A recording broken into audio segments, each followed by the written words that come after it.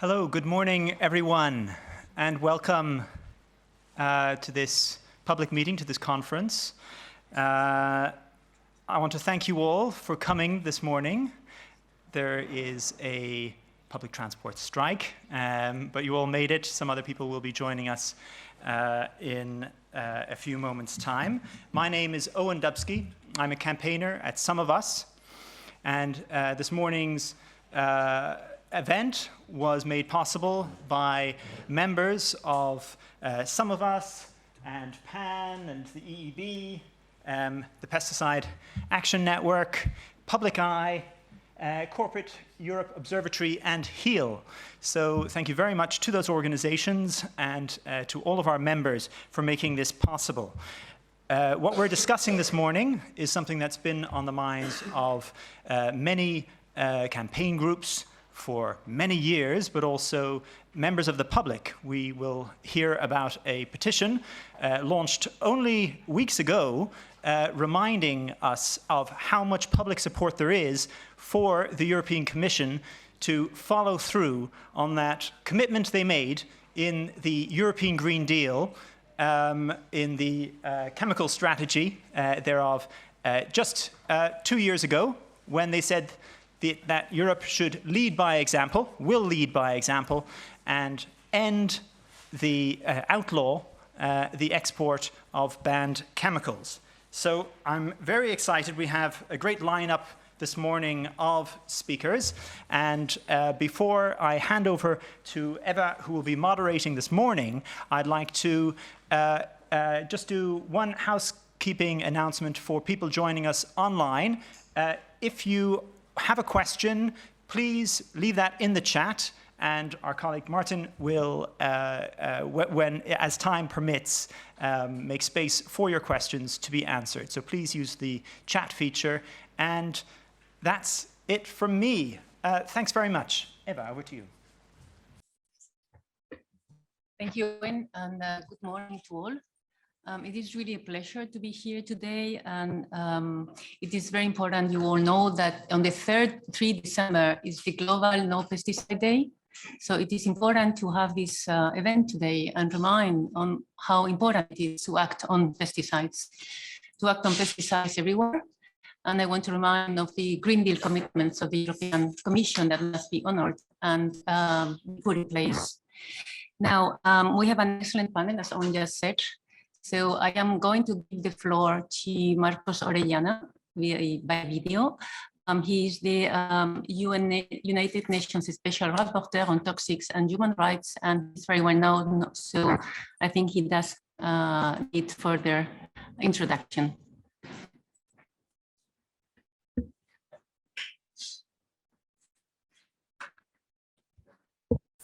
Colleagues, friends, good morning. My name is Marcos Orellana, and I am the United Nations Special Rapporteur on Toxics and Human Rights. I am very pleased to have the opportunity to send this video recording for the conference on an EU-wide ban on the export of banned pesticides and hazardous chemicals. This topic has been a priority for the mandate on toxics and human rights. This is because exports of banned pesticides result in serious adverse effects to the effective enjoyment of human rights. The toxics mandate, as a special procedure of the UN Human Rights Council, was established precisely to confront such kind of environmental and human rights injustice.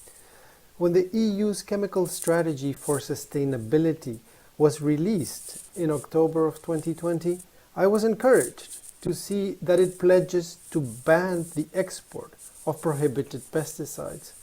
But over 2 years have passed since then, and the pledge is yet to materialize in any concrete measures.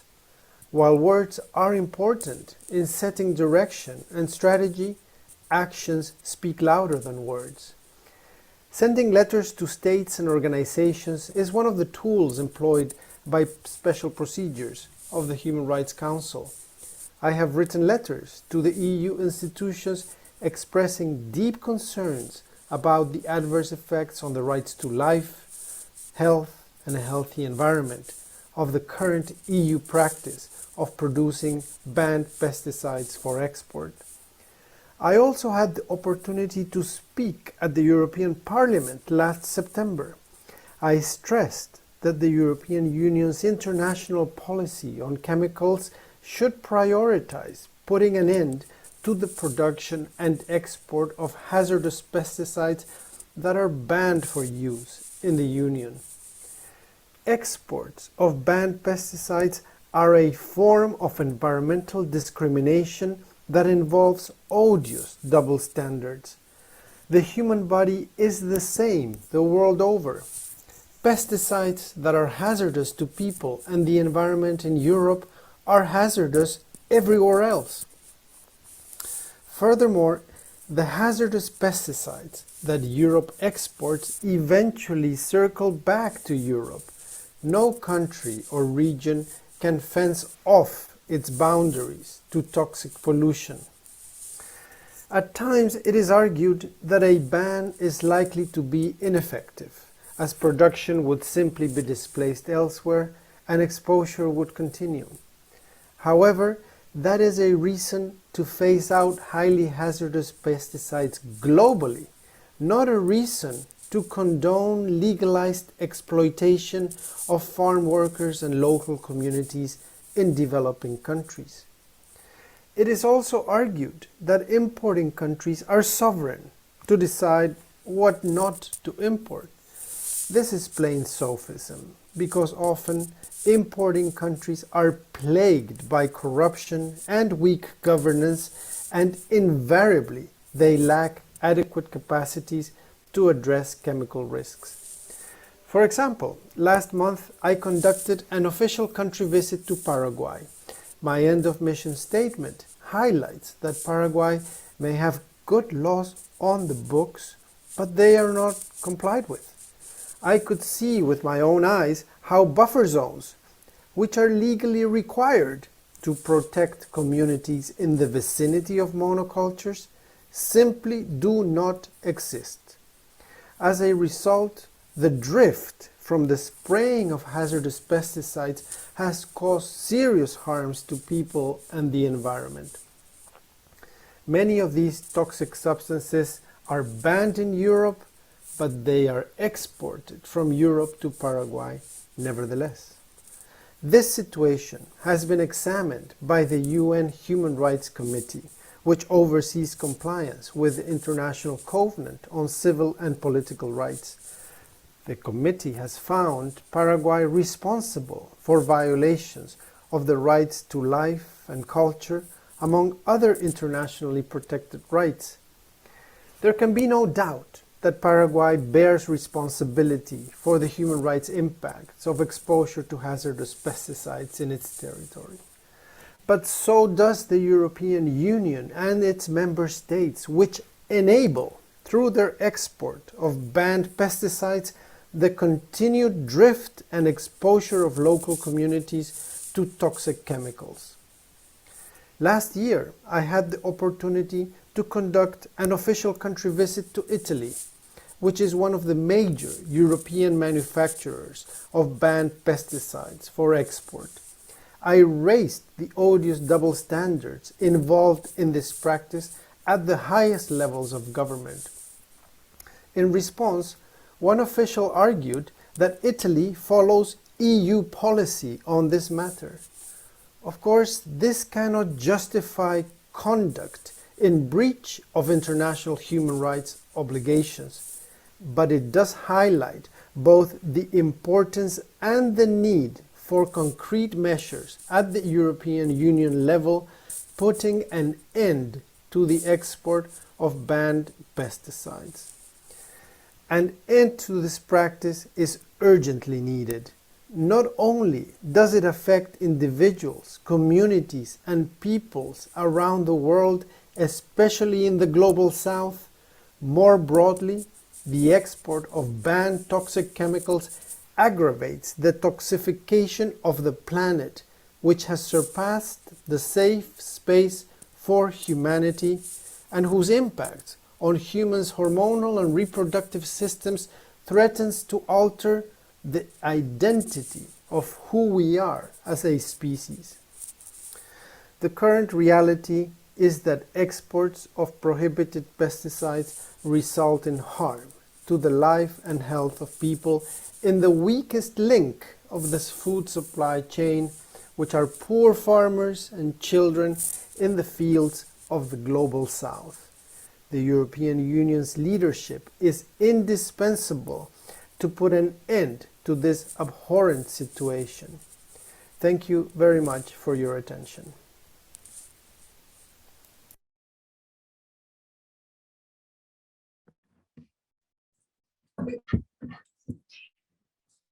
Now, next, I'm going to give the floor online to Mofolosi Morokong.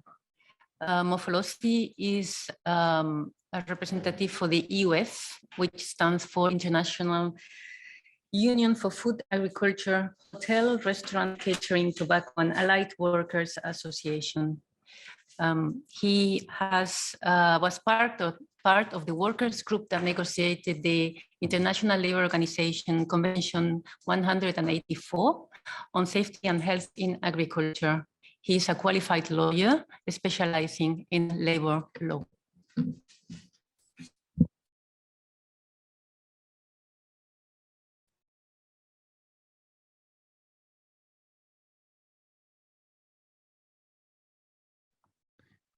Good morning, everyone. It is a pleasure to address this important gathering to look at ways of ensuring that banned pesticides are not exported or even used all over the world. For us as the International Union of Food, Agricultural, Hotel, Restaurant, Catering, Tobacco, and Allied Workers Association, in short, RUF, are pleased to be invited to this meeting to share with you some of the experiences that our members, especially farm workers, experience with the use of pesticides. The adverse health effects that they suffer in the agricultural sector are so well documented by many researchers. As IUF in 2017 Congress, we resolved to campaign against the use of pesticides and promote agroecology as an alternative to the use of pesticides in agriculture. One of the things that we did was to develop posters that begin to show some of these adverse effects, so as workers' awareness is raised, because we believe that if workers are informed, they are able to fight better for the improvement of their working conditions. The poster that is displayed before you was a poster developed immediately after that conference to show the adverse effects of pesticides on workers. In Africa, workers are exposed to many banned pesticides or severely restricted ones. One example is paraquat, which has been used in most African countries. We seem to be having some technical problems with the connection, so we will just wait a couple of minutes to see if Mofolosi can connect himself again.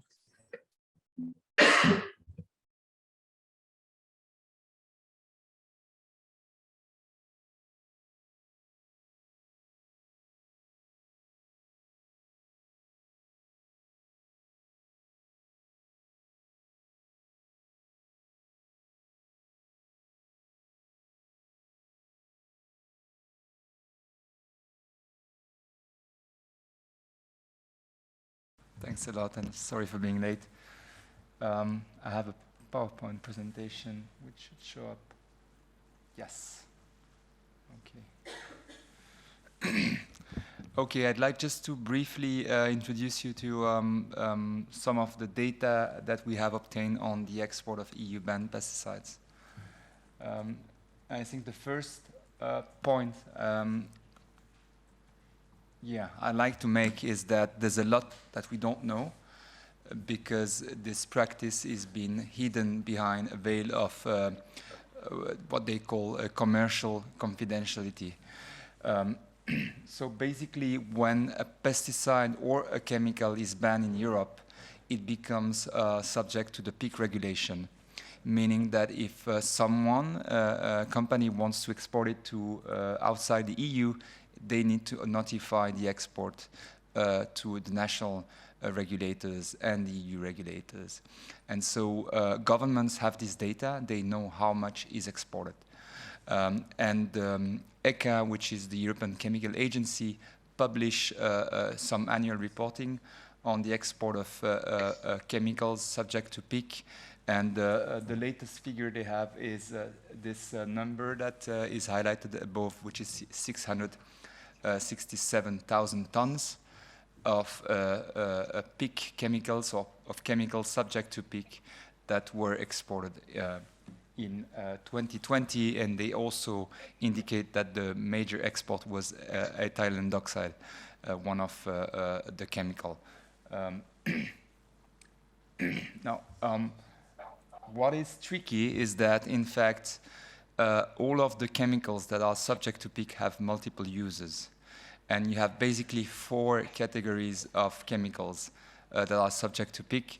You have 2 categories of pesticides, 2 categories of industrial chemicals. So the 2 categories of pesticides are pesticides that have been banned in the category of plant protection product, and pesticides that have been banned in the category of biocides.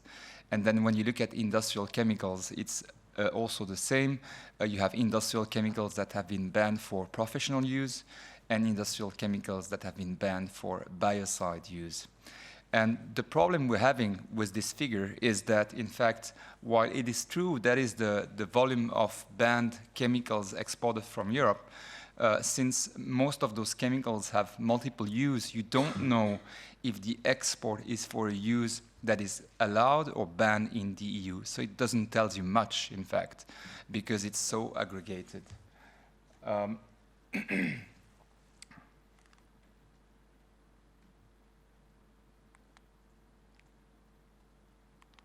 does it work? Yes, okay. So that's the inside of the report that ECHA publish all the time. So if you check, for example, the data they provide on dichloropropene export to Morocco. So here you get the figure, which is more than 2,000 tons exported to Morocco. But again, you don't know if that export was, in what category that export took place. So if that export was for a use that is allowed or banned in the EU, so it doesn't help you much. And besides this major issue with the data that ECHA published, you have a lot more of other issues linked to protecting commercial interests. So as you can see, the report, they generally aggregate the data a lot. So they group substances together. Then they also group exporting countries, and they group importing countries together, and they don't mention at all the companies. So in the end, that's really to protect commercial interests, so that you're not able to identify what company is exporting what substance to which countries.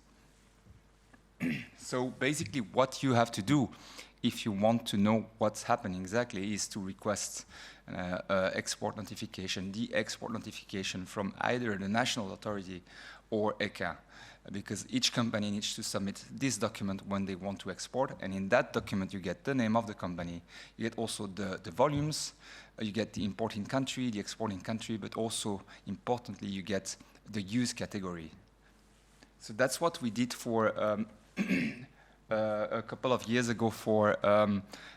We targeted the export. We wanted to know what was the volume of pesticides banned in the category of plant protection products, or in agriculture, that was exported for use as plant protection product in other countries. We did that mapping a couple of years ago now, and we could basically see what is the amount that was exported from the EU in 2018, that you can see represented here. So it was more than 80,000 tons. In total, I should say that 80,000 tons is the number that aggregates both export as active substances and export as a product, because that was the only downside, basically, with using those export notification. In many cases, the volumes was reported as in the product volumes, and you don't have the concentration, so you're not able to calculate the amount of active substances. So it's a bit these 80,000 tons, I should say, aggregate different sort of data. Sometimes it's pure active substance, sometimes it's product data. Also importantly, the export notification is a document that needs to be sent at the beginning of the year by the company. They announce how much they intend to export during the year, but the volumes that is actually exported might change slightly. It could be lower, it could be higher. Sometimes the export doesn't take place, but that we don't know. That is something that the company reports at the end of the year to the government, and that's what the ECHA also report in its annual report, but that's not the data that we could obtain. So that year, 2018, 41 banned pesticides that are banned in agriculture in the agriculture in Europe were exported for that exact same use abroad. You can see the list, third column. First one was paraquat, which was exported from the UK. This is one of the most toxic pesticides in the world. It's linked to Parkinson's disease. It's also linked to deaths by acute poisoning. It was exported from the UK by Syngenta, and you have a long list of other banned pesticides that were exported that year. As you can see also, it was basically coming from across Europe, all EU countries.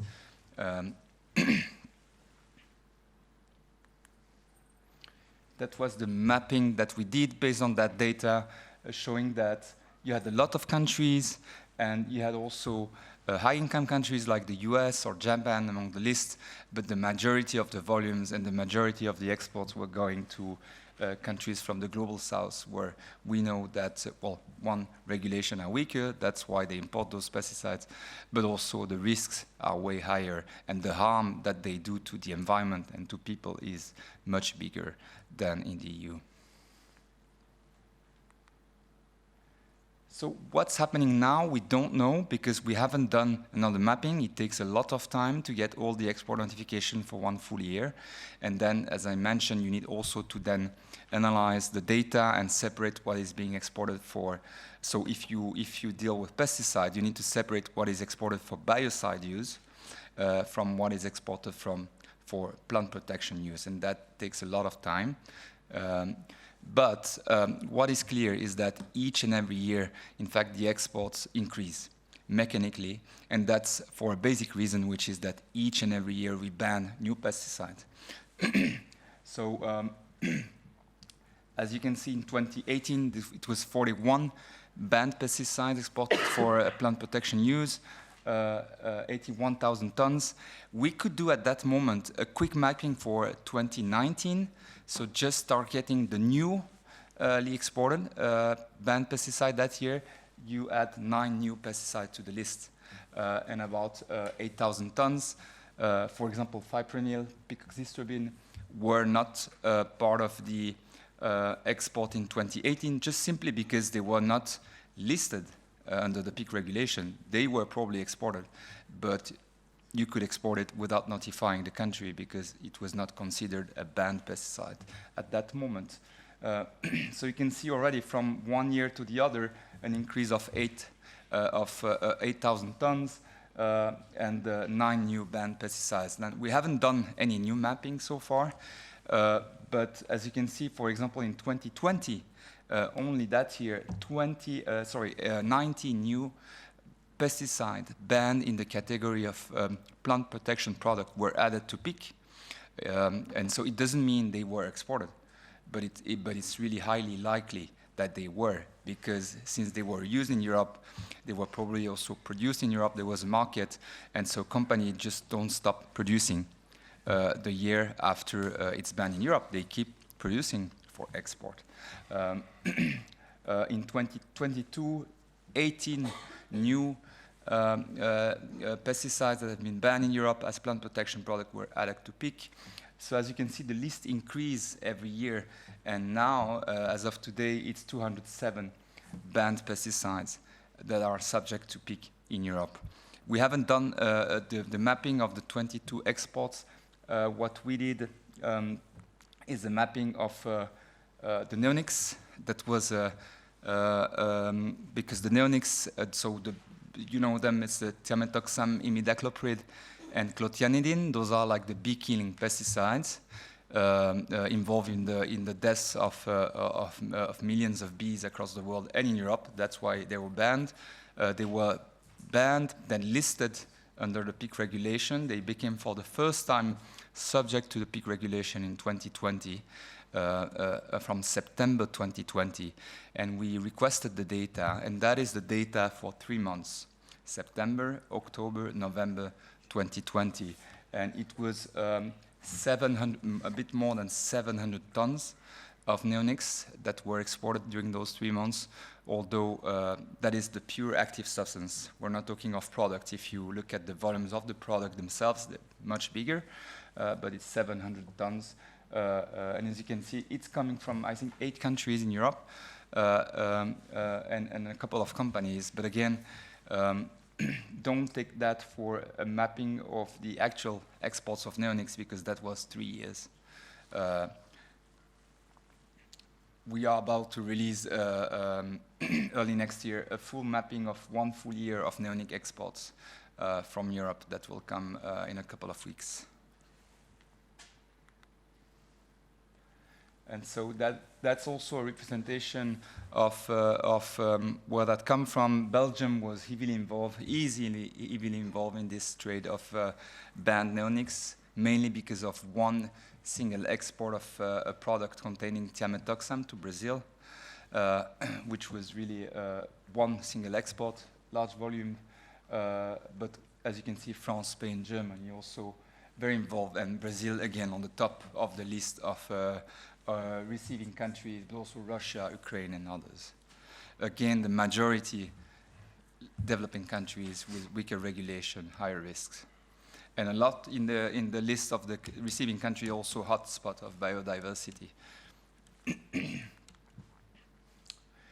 What do we know about industrial chemicals? That's my last slide. Not much. Good. We don't know much because I think this work, at least to my knowledge, hasn't been done. So the problem with industrial chemicals is that you have industrial chemicals that are banned for consumer use, public use. So you and I cannot buy it, or they cannot be in a product that is sold to the public. But they are often still allowed for professional use, meaning industrial use. So for a company to use that in a manufacturing process, okay? So if you want to know, so I quickly checked, for example, you have 59 industrial chemicals that are subject to PIC. 21 of them were exported in 2020. That you can search on the publicly accessible database. Now, out of those 21, you don't know how many were exported actually for a use that is banned in the EU. You would need to access the export notification, and as you can see, for those 21, you have more than 40,000 export notification, and so it would take a lot of time to access them and then just analyze them, but I think it would be good that someone does it at some point. One example is nonylphenol ethoxylate. This one we know it's banned for all users in Europe. So it's banned for professional use, but also consumer use. And if you look at the ECHA report, they provide a number for the export of this single substance. You don't have the countries, the companies, because they don't provide that, but at least you have a number, which is 539 tons. That's only for one such compound. This is an endocrine disruptor, which has been banned because it was harming wildlife and the environment in Europe. Another example are cadmium batteries. which is now banned, which are now banned in Europe. So you're not allowed to use cadmium batteries in your car on the market. This is still exported in a lot of countries. So I'll stop here.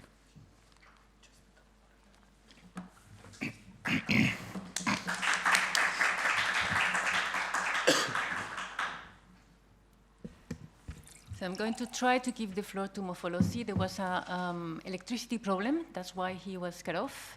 So he's going to try to connect with his mobile phone now. Mofolosi, are you online? Yes, thank you. I've connected using my mobile phone in darkness. As you can see, I'm in darkness. And yeah, I'm not sure whether it's going to hold on for a long time. However, I was beginning to share with you some of the impacts of pesticides exposure to farm workers in Africa.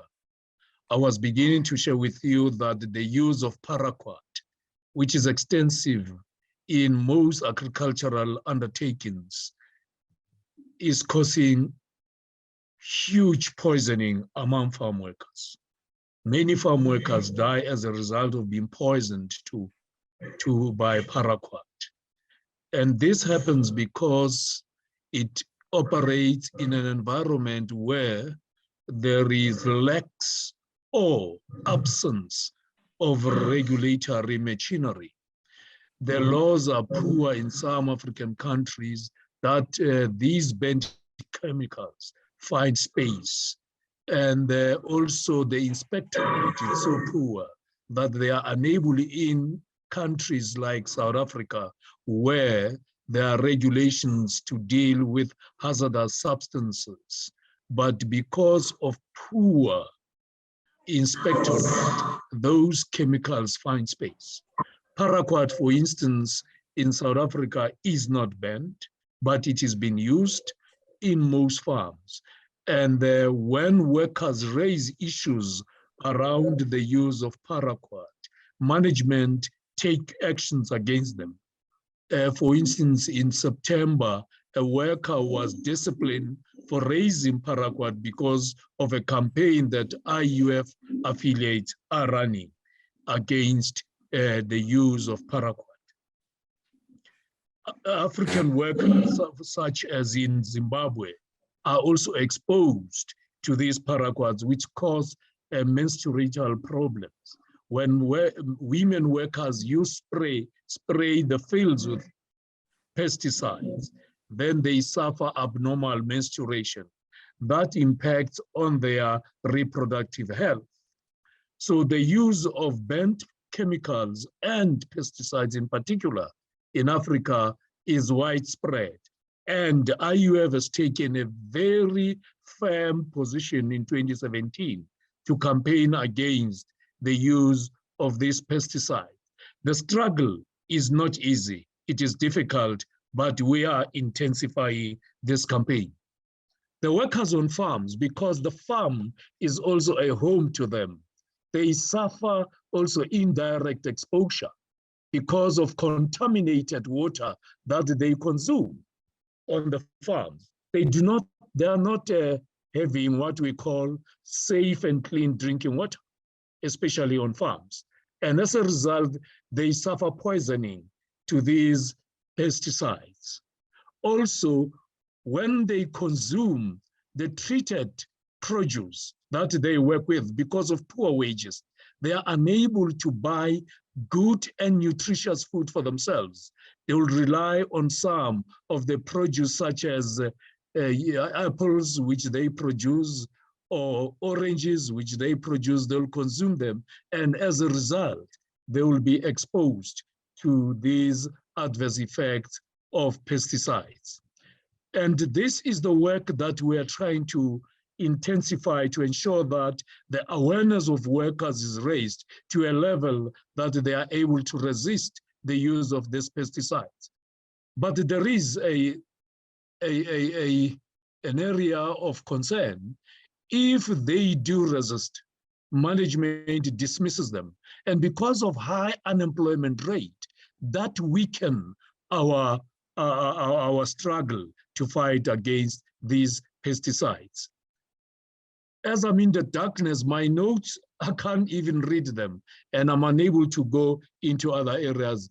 And I think I should thank you for this opportunity to share with you some of the experiences. Had it not been of the interruption of the electricity, one will be able to share more with you. And I thank you.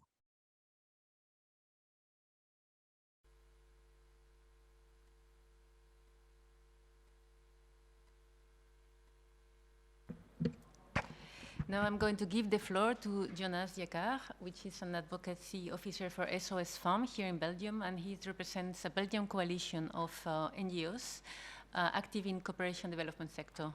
And they have created a coalition to shed light on the exports of the role that Belgium plays on the export of banned pesticides.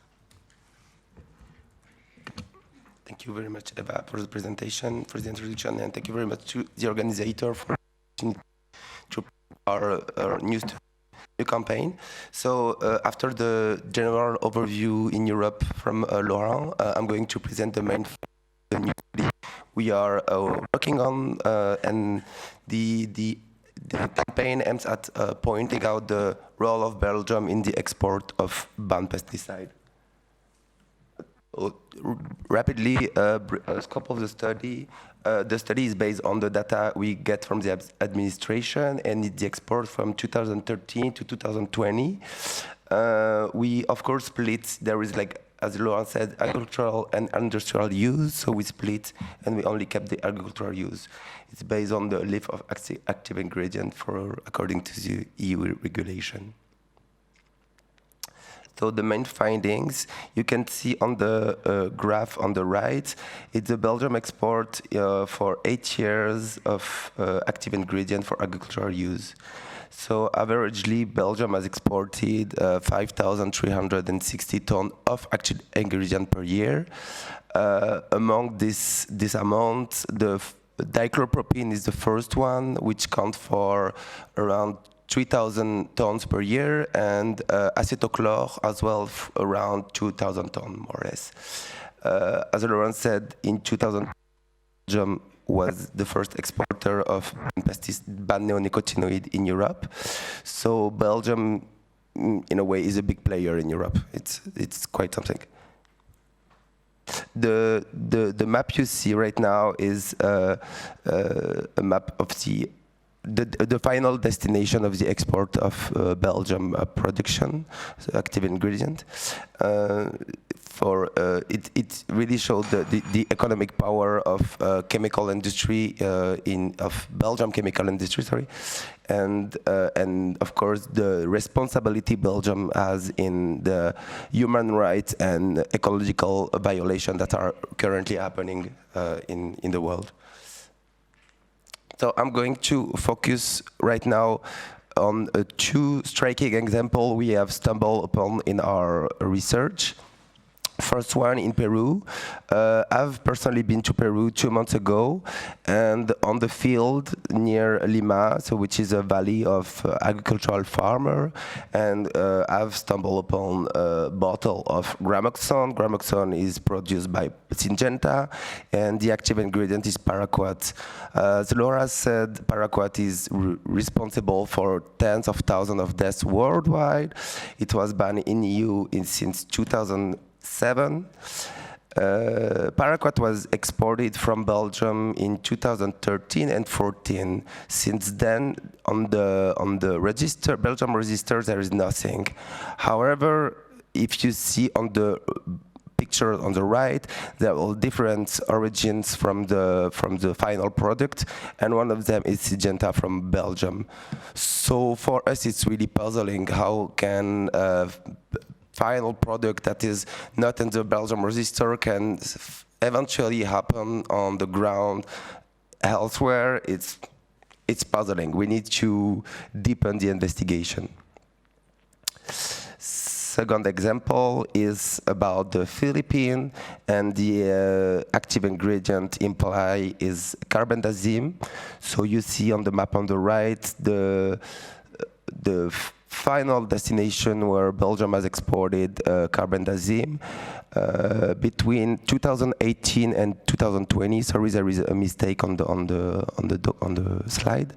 2018 and 2020, Belgium has averagely exported 1,060 tons of active ingredient per year to more than 10 countries. Carbendazim is produced in Belgium near Liège, and carbendazim is known to be extremely toxic for aquatic life. And although it has been banned in Europe in 2009, I guess, it's still found in European waterways in 2019. So it tells a lot about the long-lasting effect of this product. And however, carbendazim is still found online and in shop in Philippines. So the picture at the bottom is goldazim, so it's based on carbendazim, and it's found online in the Philippines with an origin from Belgium as well. And carbendazim, it's Pan Repro that found it. Carbendazim was a main present pesticide as a residue in European food. So there is really a circle of poisoning. We are poisoning those countries, and we are poisoning back our citizens. For future development of the campaign and open question, it's the Ministry Khatabi has made a statement of banning the export of banned pesticide. We are very much in favor of course, but since Belgium is really complicated, the export is a federal competency, but production, storage, and transportation are a regional competency. So we need to deepen the investigation to highlight the role of Belgium regions in the production, storage, and transportation. And a sub-question of that is to highlight the role of Antwerp Harbor in the export of banned pesticide.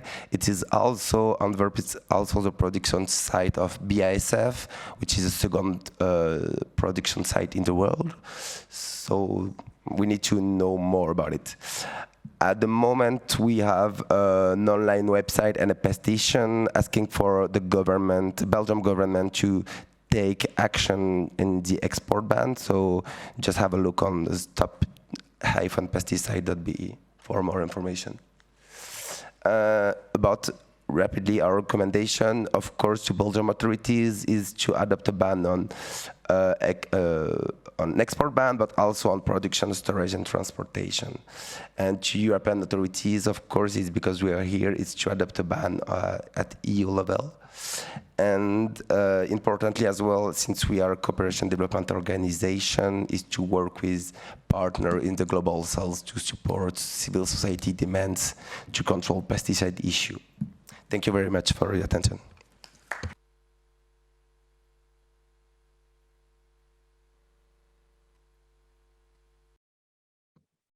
Thank you very much, Jonas. And now we are going to see a video from Operação Amazônia Nativa, OPAN. It is featuring Marcia Montanari, who is a PhD professor at the Center for Studies in Environment, Health and Work of the Institute of Collective Health of the Federal University of Mato Grosso in Brazil.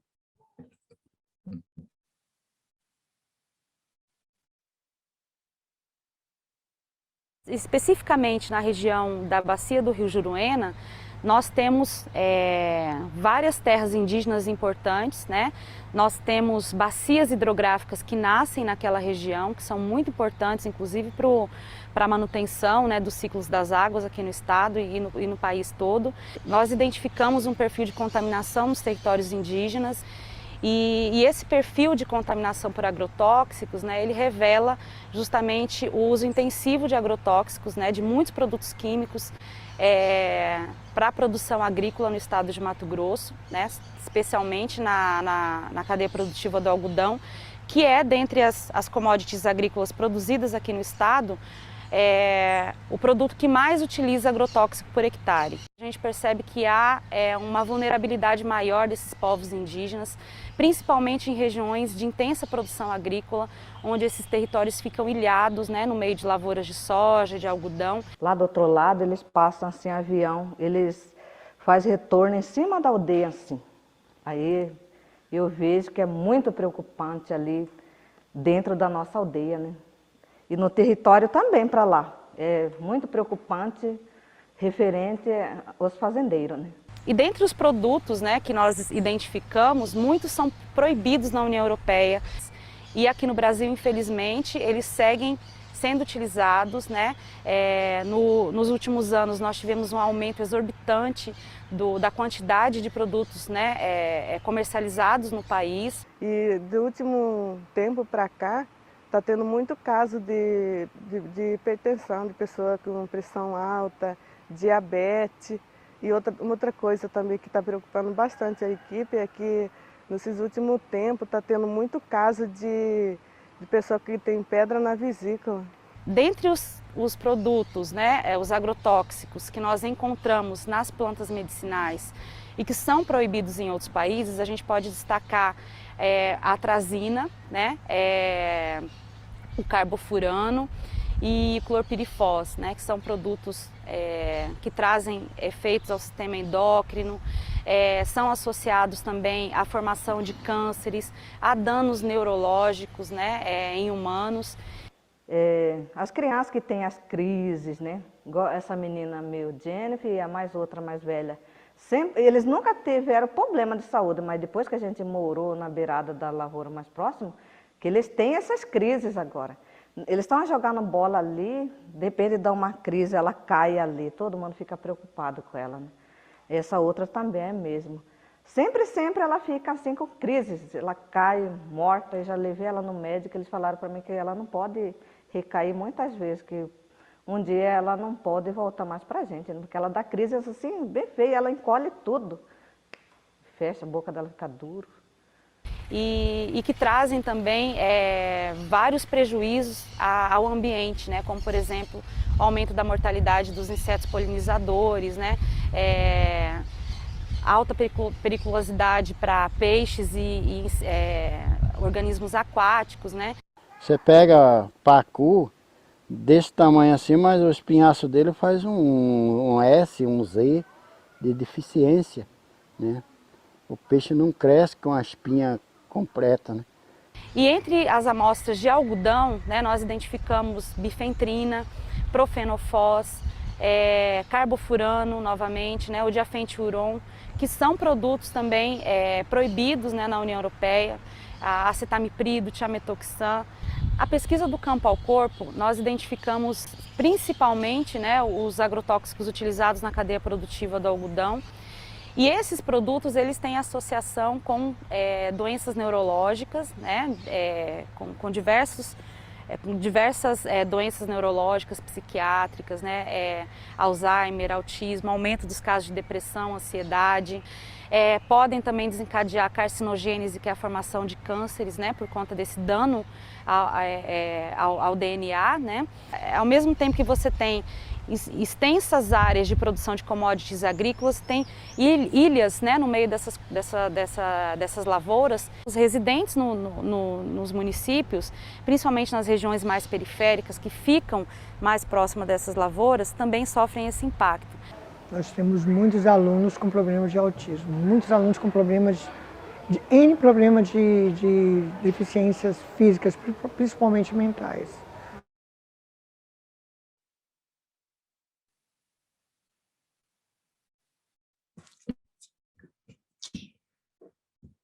I'm going to give the floor now to Larissa Mies Bombardi, which you know also because she's very renowned working on pesticides, and it's really a pleasure to have her here with us too. She is an associate professor at the Department of Geography of the University of Sao Paulo in Brazil, but has been living currently in Brussels, and she has been the author of a couple of books too. The most recent one geography of asymmetrics, molecular colonialism, and poisoning circle in trade relations between Mercosur and European Union that was launched in 2021. Larissa, the floor is yours.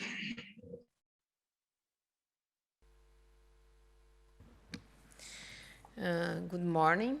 First of all, I would like to thank Pan Europe, Manon, especially for the invitation. So Martin has asked me to talk a bit about this movie, this documentary, because it seems that the people that are watching us online cannot see the subtitles.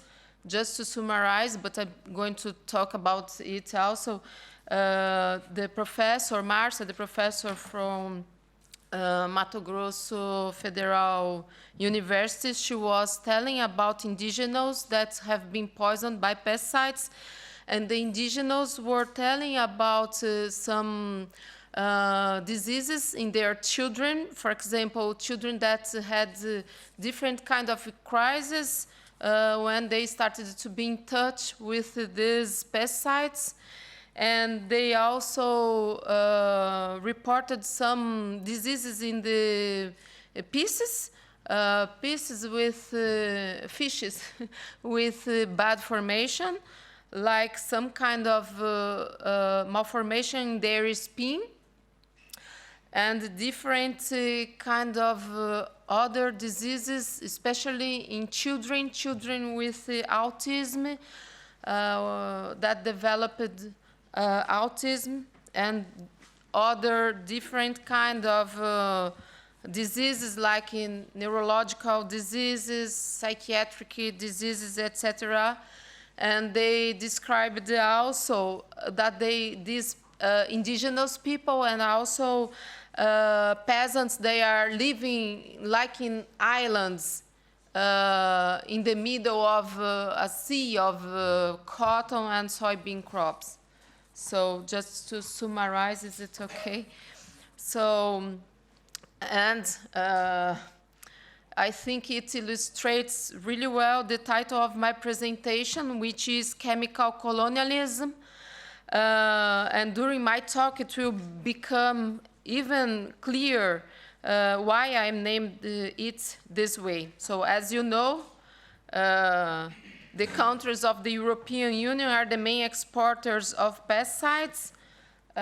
When we see this graph, obviously China stands up, but if we add up the amount exported to each European country, we have a much higher figure than China, almost the double. Here, Brazil is one of the main destinations of pesticides exported by the European Union, and obviously by Belgium, as you can see, and as Jonas already said also. And as you know, and that's why we are here this morning, some pesticides that have been exported to Brazil are banned or are not allowed in the European Union. Here we have a list of pesticides that are not allowed in the European Union, but Bayer is still selling to Brazil. And here we have this same kind of list for BASF. This is the list of products not allowed here, but that BASF is still selling to Brazil. And I think it's really important to let you know that out of the 10 most sold pesticides in Brazil in terms of volume, 5 are not allowed in the European Union. And even wild animals, I mean endangered species, have died due to pesticide poisoning. This is the case of this famous bird, Hyacinth macaw, and also the case of the Brazilian jaguar. But this is just the tip of the iceberg, because if wild animals are dying, of course, it's because something really serious is happening to the population. Here we have a map about people poisoned by pesticides in Brazil. In the last 10 years, more than 56,000 people have been poisoned by pesticides. But if we take into account the unreported cases, we have one reported case for 50 unreported ones. Maybe we had in this period more than 2 million people poisoned. And besides of that, about 18% of the population poisoned by pesticides in Brazil are children and teenagers between 0 and 19 years old. Even babies were poisoned. And when I say babies, I really mean babies. Here we have a map about babies poisoned by pesticides in Brazil. We had in this period 542 babies poisoned by pesticides. But if we consider underreporting, we may have had more than 25,000 poisoned babies, babies between 0 and 12 months of age. So they are not even able to walk. We are not talking about agriculture. That's important. This is important. We are no longer talking about agriculture. There are children in the northeast of Brazil who are exposed to pesticides and who have developed early puberty. Do you know what this means? It means 2-year-old girls with breasts and pubic hair. So that's why I'm calling this situation chemical colonialism, because the companies are mostly based here in the European Union, but the rules here are completely different from those in the Global South or from the ways of control the rules in the Global South.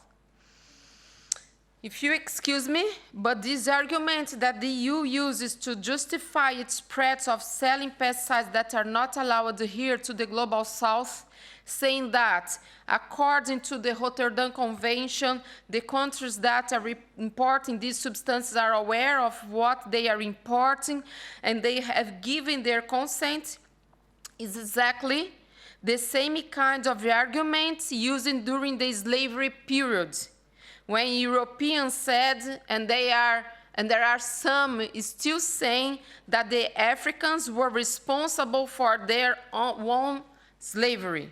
So pig is really being useful for European companies to protect themselves. This is a colonialist measure. And furthermore, pesticides have been used as weapons in land conflicts in Brazil. Here we can see the number of cases of people being poisoned by pesticides through aerial spray in Brazil, mainly indigenous and peasants communities. Here we have one case among others, the indigenous territory sprayed by pesticides in Mato Grosso, the state where soy is mostly produced in Brazil. So, finally, a part of the population poisoned by pesticides died because of this poisoning. In the last 10 years, we have had more than 1,800 deaths from pesticide poisoning, which means that every 2.5 days a person dies in Brazil because of these poisonings. So after I've launched my atlas here in Europe in 2019, I've started to suffer some kinds of threats. So I've literally have been threatened because of my research. At that point, the rector of my university, I was advised to avoid the same routes, the same ways, the same routine. And then finally, the rector of my university, he offered me the guard body, the guard of the campus, to follow me while I was there. And he advised me also to leave the country, to do a postdoctorate in some place, in some country when I could live, where I could live in a safe condition. And so that's why I am here in Belgium, and I am in exile with my 2 kids. I had to leave my country. I left my country last year with the 3 suitcases. And this is, for me, it's also a picture how hard it is to deal with this situation. Fortunately, I'm safe. I'm here with my kids. We are safe. The day I woke up here, so wow, it was a huge relief. Just to let you know how hard is it, just to let you know why I am calling this as chemical colonialism and why I am calling PIC as a colonialist measure. So thank you so much for the invitation to be here this morning.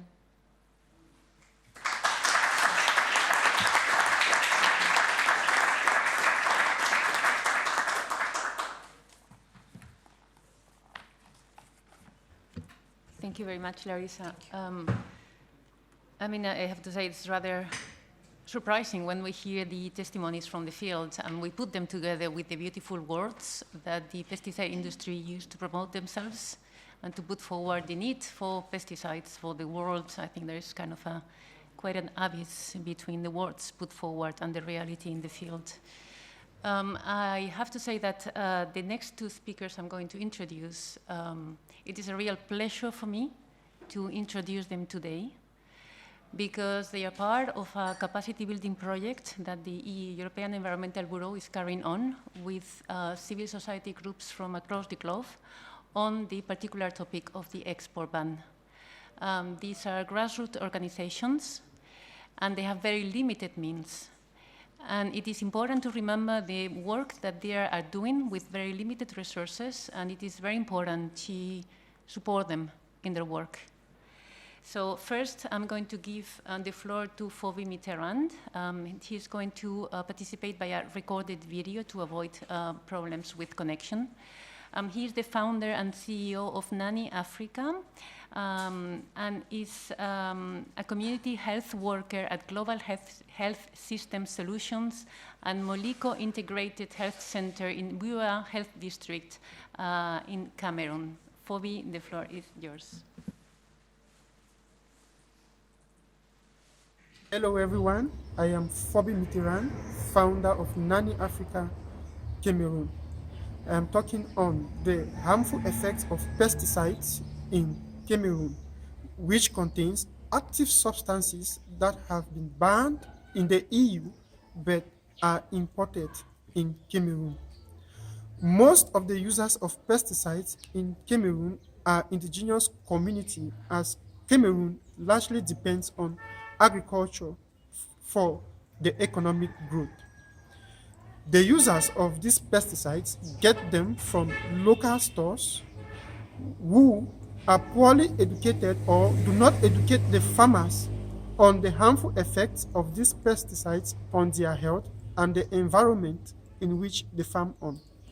The farmers themselves who farm in local communities barely ask the distributors of these pesticides products about the chemical compositions of these products. We have also found out, as a result of ongoing research in our local communities, that pesticides also leave neighboring Nigeria into Cameroon.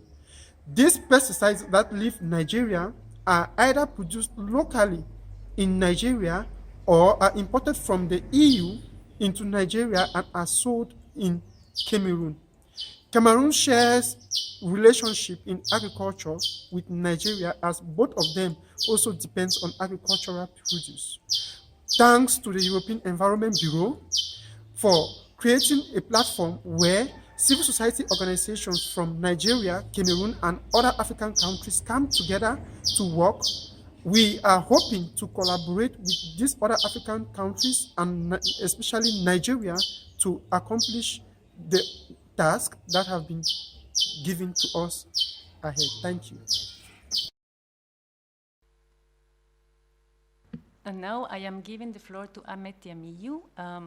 He is the Executive Director of Community Action Against Plastic Waste. It's a grassroots movement of youth and youth-led organizations advancing toxic-free circular plastic economy for just, inclusive and sustainable development in several countries across Africa, etc. Ahmed, the floor is yours. My name is Hamed Tiamiu. I'm the Executive Director, Community Action Against Plastic Waste. It is indeed an honor to speak to this honorable audience. For many of you listening in, the issues around negative impact of highly hazardous pesticides is mostly exists on the pages of newspaper. But in our community, in Nigeria, for instance, it is a chemical disaster. I'd like to quickly highlight a very recent example in 2021, a study that was conducted in Kano, Oyo, Ebonyi, and Benue states. It is noted that 40%, representing 57 active ingredients in 402 products that are still in use in Nigeria, are highly hazardous pesticides. These are chemicals that are dangerous to human health, animals, and the environment. Just in recent reports, 270 people was poisoned due to a pesticide used in a particular a village in Benue State. This particular pesticide was actually directly linked to a chemical that was already banned in the EU, which was imported into Nigeria, which many of our farmers still rely on for their agricultural and food production. I like to use this opportunity to plead and call on the EU, the European Commission, to please help us accelerate actions around total banning of these chemicals that are produced in the EU, which are already banned in the EU, for them not to make their way to the source of our country.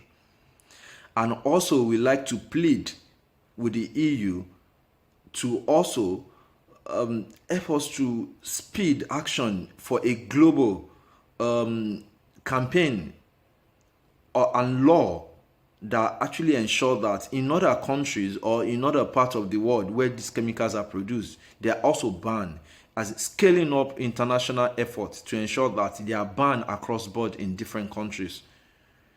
And of course, I also like to plead for capacity to be built. We have a last speaker. I don't know if it's online. No. We have a video? Okay. So normally we are supposed to have a speaker from India, but we don't seem to have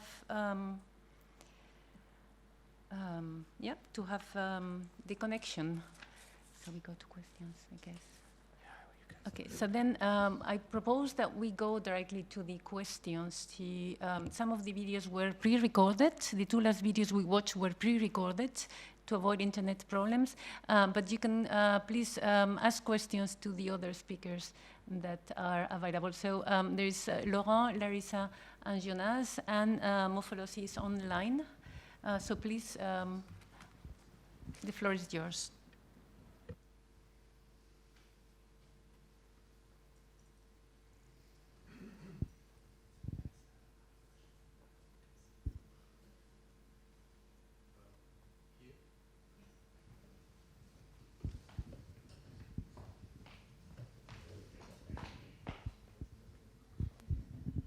Hello, Larissa. Sorry for my English of the morning. With the fact that President Lula is now the president in Brazil, do you expect some changes in the decisions about pesticides?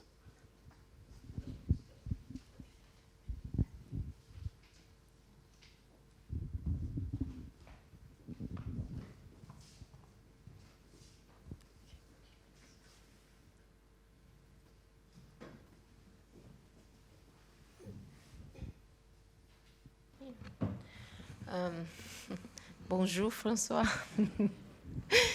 Yes, we are expecting some changes. I don't know, so I will not be naive to believe that it will be how can I say, a huge change, but at least we can talk about human rights, environmental health. I'm going to give you an example. Yesterday, we have a project of law about to be voted in our Senate, and it was called, like, it's a nickname for this bill, poison package.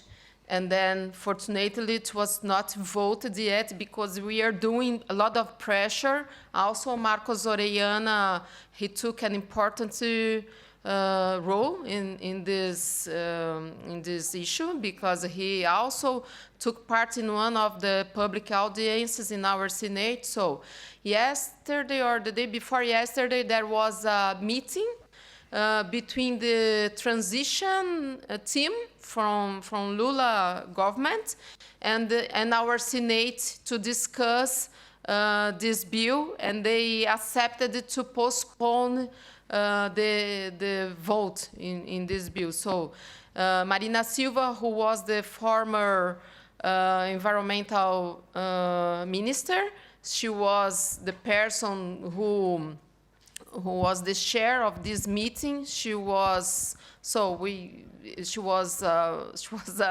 environmentalist. You know, it's totally, the scenario is totally different from Bolsonaro's government. So we are super optimistic. We are, again, and we are not naive. We know that Lula also has the support of agribusiness.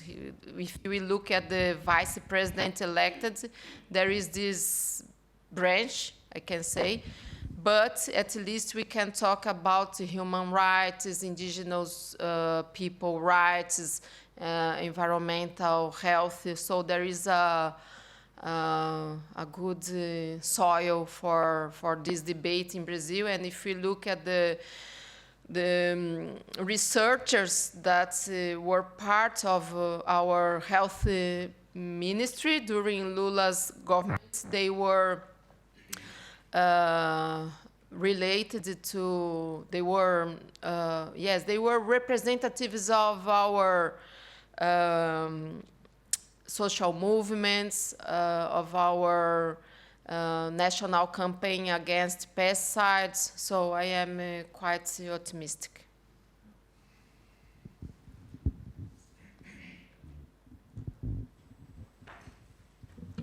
There is a question from Martin, and I think there is a question from Manon. And just to say it, Manon, and Angeliki at the back. So Angeliki, go ahead, and then I give the floor to Martin. And I just want to say that Manon cannot be here today with us. She works for PAN, and much of what we have here today, the organization, is thanks to her. She has done an amazing work, so take the occasion to thank her on behalf of all of us. Angeliki. Yes, thank you. Thank you very much for your presentations. It's always very impactful to listen to these stories. It's really a strategy, what's going on. I have a question, and I'm sorry if, Laurent, you already mentioned it and I missed it. But when we're looking into the overall profits of these companies, of some of these companies, can we, do we know what percentage they're actually making from selling these products, you know, these banned chemicals? Have you looked like the percentage? I mean, do they exist because they're actually selling banned chemicals?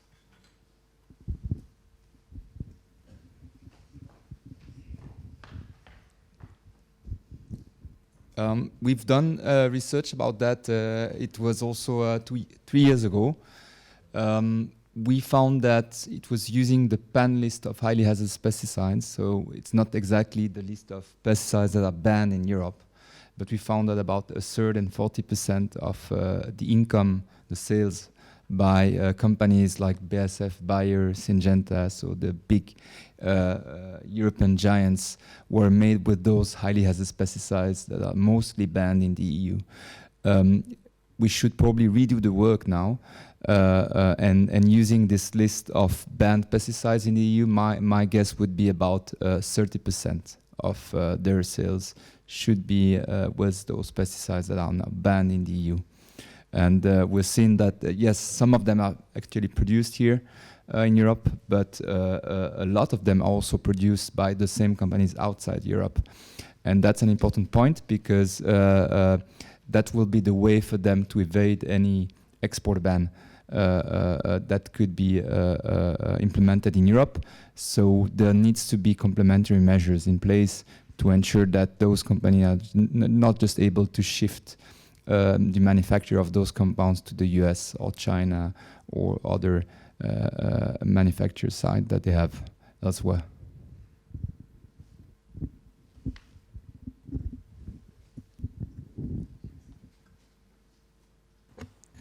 Okay, so we have an online question from Manon Rouby from Pan Europe, who is asking to Jonas. He mentioned the importance for the EU and EU countries to work in collaboration with global South Society organizations. Manon is asking if you know of already existing initiatives of EU or EU countries supporting local organizations. If I know, so the question is if I know European initiative that supports civil society organization. No, I don't. We work mainly on the Belgium in the Belgium context, let's say. So I am not aware about initiatives that Belgium support. We are in contact with, however, we are in contact with our partners that are really concerned by the effect of pesticide, and it's really difficult to make a difference between the banned pesticide and the pesticide. But in general, we have like three countries that are really concerned, and there is an active campaign working on it. But as far as I know, there is no, they are not backed by European initiatives. I'm going to quickly comment on that one. As European Environmental Bureau, we do have a capacity building program ongoing that is about helping CSOs, NGOs from low and medium income countries, but we have some partners in Europe to help them develop advocacy capacities to work on this topic. So there's a lot of training ongoing, also on communications and on advocacy to help them to be more effective in their work. They still, as I was saying before, need more support, like means, and also to be taken into account, because we forget that there are environmental organizations also working in Africa, Asia, etc., already on this topic. And I think you have a question too, Martin. Yes, thank you. A question to Laurent Gaborel from Public Eye. What is striking from the list of the most exported pesticide substances is that those are the most toxic ones at the same time, either to human health or to the environment. Most of them have been authorized in Europe and then were banned because we realized they were too toxic, but some of them, like dichloropropene, the top one exported from Belgium, has never been approved in Europe because it's way too toxic to be approved, even with all safety measures you could take. So also what's striking is that many of these substances are old substances. So their patent has fallen into the public domain. So I was wondering, why are the most interesting ones to export, or the ones that are the most asked for by southern countries, the most toxic ones? And why is it still so concentrated in just a few companies while the patent is already in the public domain?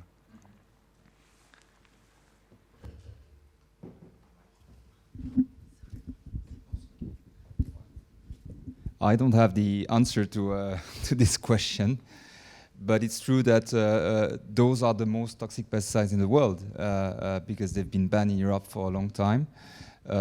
If you look at paraquat, for example, Paraquat was introduced in the market in '62, so it has, what, 60 years on the market already.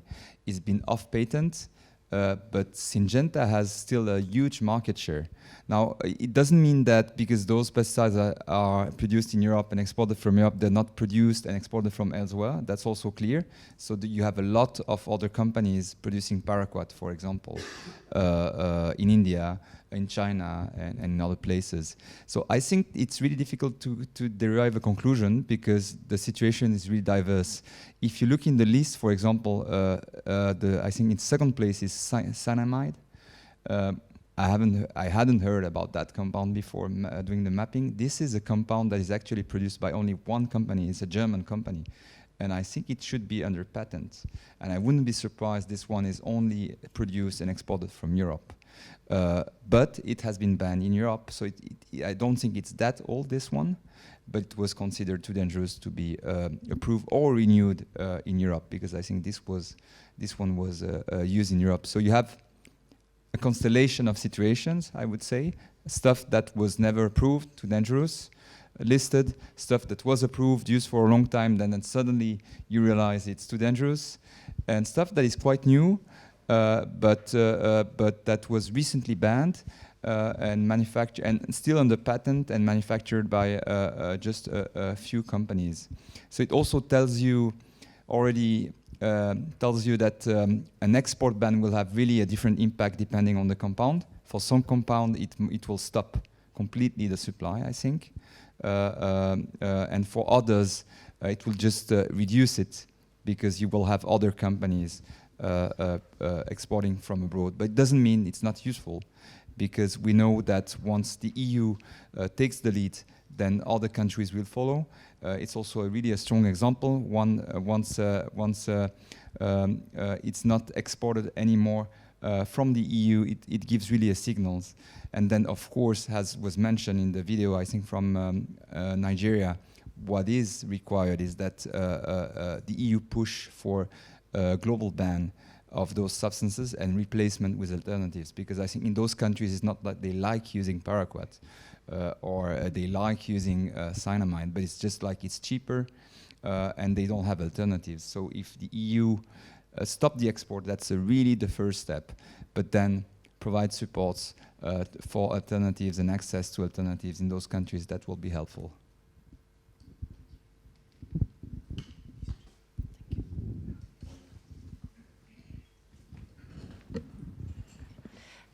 Yeah, so Hans, very quickly, because it seems that we do have the next speaker online, Dr. Narasimha Reddy from India, Pan India.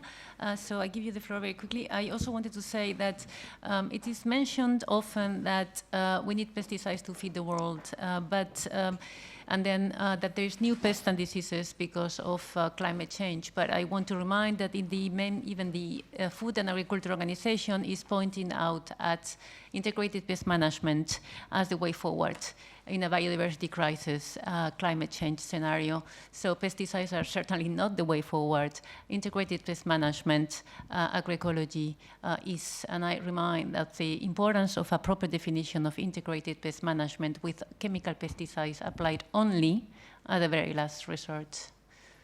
Hans, go ahead. Thank you. Wouldn't you like to have the colleague from India first? Because I have a question to Larissa, a follow-up question, which can come after. Yes. Then Dr. Narasimha Reddy, I will give you the floor right now. Thank you for being with us today. The floor is yours. Thank you. I had a lot of trouble joining because of net technical problems. Thank you for giving me this opportunity. Basically, I am just looking at the legal implications and arising out of pesticide poisoning happening in India. Next, please. India is using per year almost 2,55,000 tons of pesticides. And you can see the sales are also growing every year. So there is a compounded annual general growth rate is almost I know 6.1%, but in 2019 the growth was 10.3%.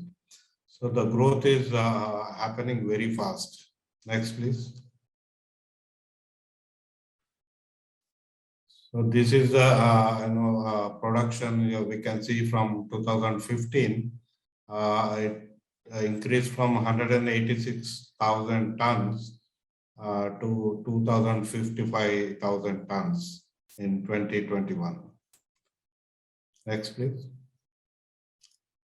This I am just showing, in India we have 33 states, and each state has different usages of pesticide, usage levels. So this I am showing you Maharashtra, where cotton is grown very high. It is part of central India. Cotton production is there, and cotton, a lot of pesticides are used. And this shows the rate of increase in pesticide usage in Maharashtra. Now, why I'm showing this is, these seed companies in India, they are brought for the first time BT cotton, genetically modified cotton. And the promise was because of that, there will be a reduction in agrochemical usage. But on the contrary, it has increased. In fact, India, the insecticides were used very high, but now this space is being occupied by herbicides.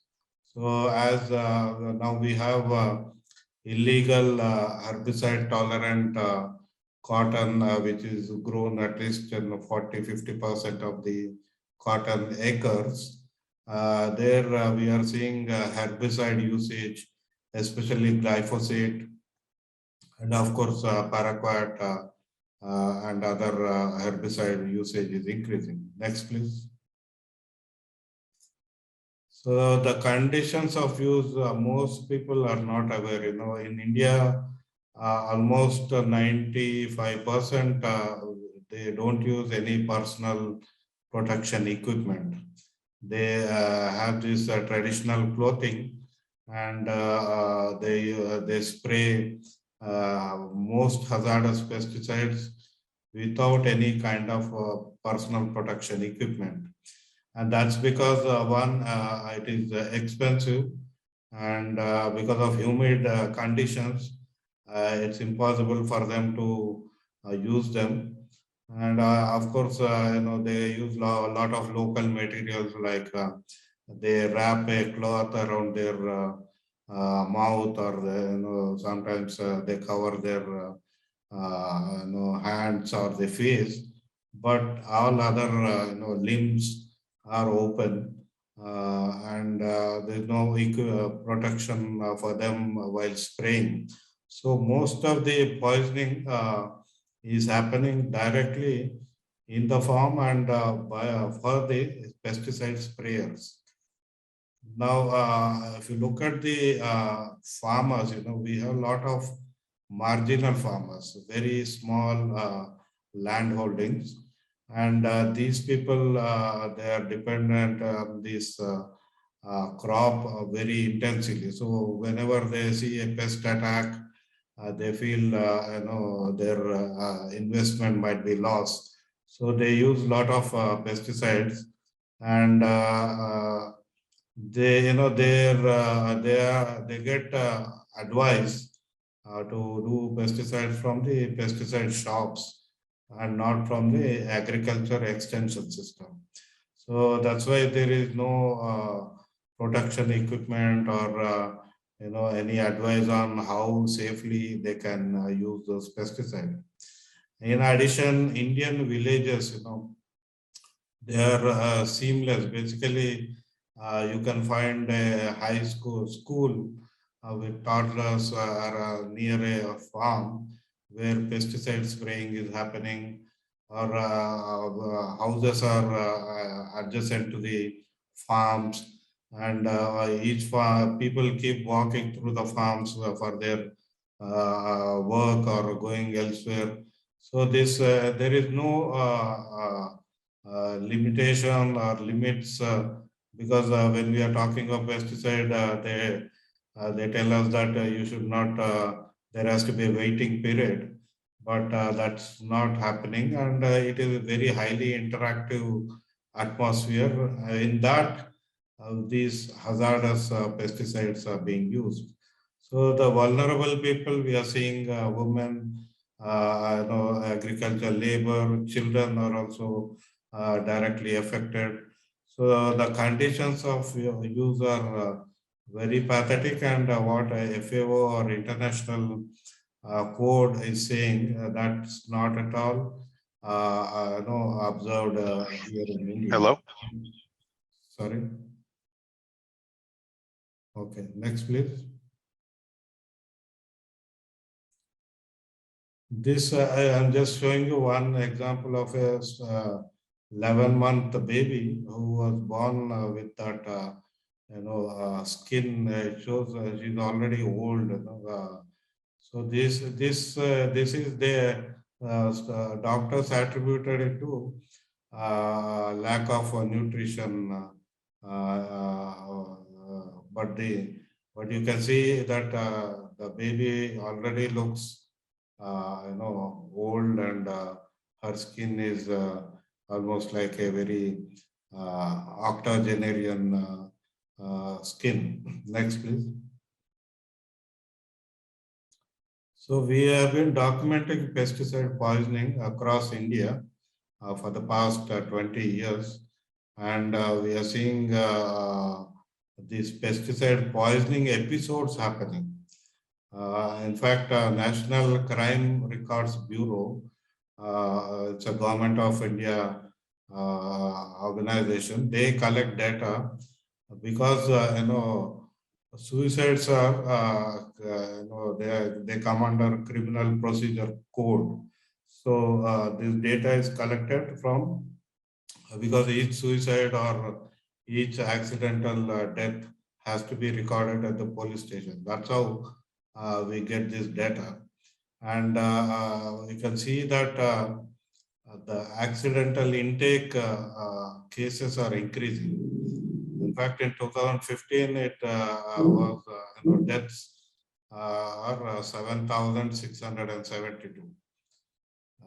And of course, on the right side, you can see this is the data on the residues.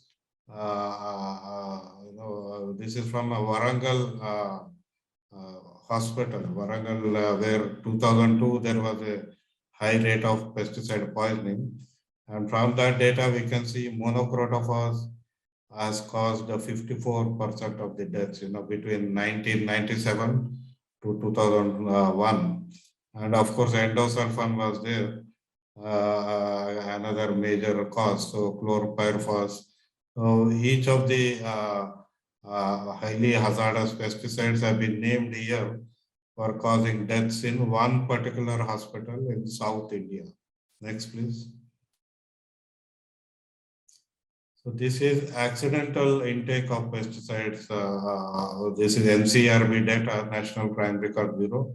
These are deaths which have been recorded. So in 2014, they recorded 5,915 deaths, and it has increased to 7,805 in 2021, last year. Next, please. And this is the data of self-intake. So people who have committed suicide, they are taking different methods, but one of them is the pesticides. So because it is illegally available, most of the pesticides in India are stored in the home or near the home. In fact, some places they are stored near the kitchen, food items, because they are very small homes. So the storage space is used both for food and also pesticides. So in fact, that has caused some accidental deaths of children. So here you can see 2014, people who have taken pesticide consumed 14,341 have died, and it has increased to 26,674 deaths. These are all farmer and rural area deaths. In fact, farmers have committed suicide using other methods. So last year says it was 41,000. So farmers committing suicide is one aspect, and using pesticides to commit suicide is increasing, and because it is easily available. Next, please. Excuse me, doctor, you have a couple of minutes left in your presentation? Yeah, I'm just coming to final. So, can you go faster, please? Next. Yeah, this is of course. Next, please. Next. Yeah, just this, and then I'll stop. You know, we have production, we have imports, we have exports, and we have usage. So we are getting imports from EU. We are getting paraquat and various other pesticides, including diafenthurian. So imports are increasing, and also exports. India is also an exporter. In fact, overall trade and pesticide trade, India is ranked around third or fourth place. And the problem is the Indian Insecticide Act has no provision about regulating this. So it is mostly by foreign trade policy or whatever trade agreements. Of course, trade agreements they don't mention. So international conventions, which we are talking of Rotterdam or various other conventions, I think they are pretty slow in catching up with this pesticide trade. You know, they are doing good work, but picking up one pesticide and it takes 7 to 8 years to, get listed in either of these conventions, going over the studies, all those aspects.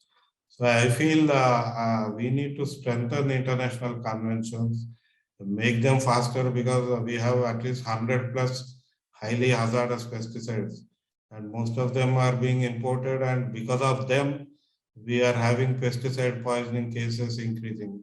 So in Yavatmal, Maharashtra, we have seen those cases where the pesticide imported from Switzerland has caused pesticide poisoning cases. So I feel we need to engage with this subject and see how these pesticide poisoning victims can get justice, and some liabilities fixed on the companies which are importing these banned pesticides. In fact, some of them are banned in those countries and they are allowed into India. So I think we need something to do so that we can have a legal liability on those companies for having deaths and chronic poisonings on their hands. So I'll stop here. Thank you for giving me this opportunity.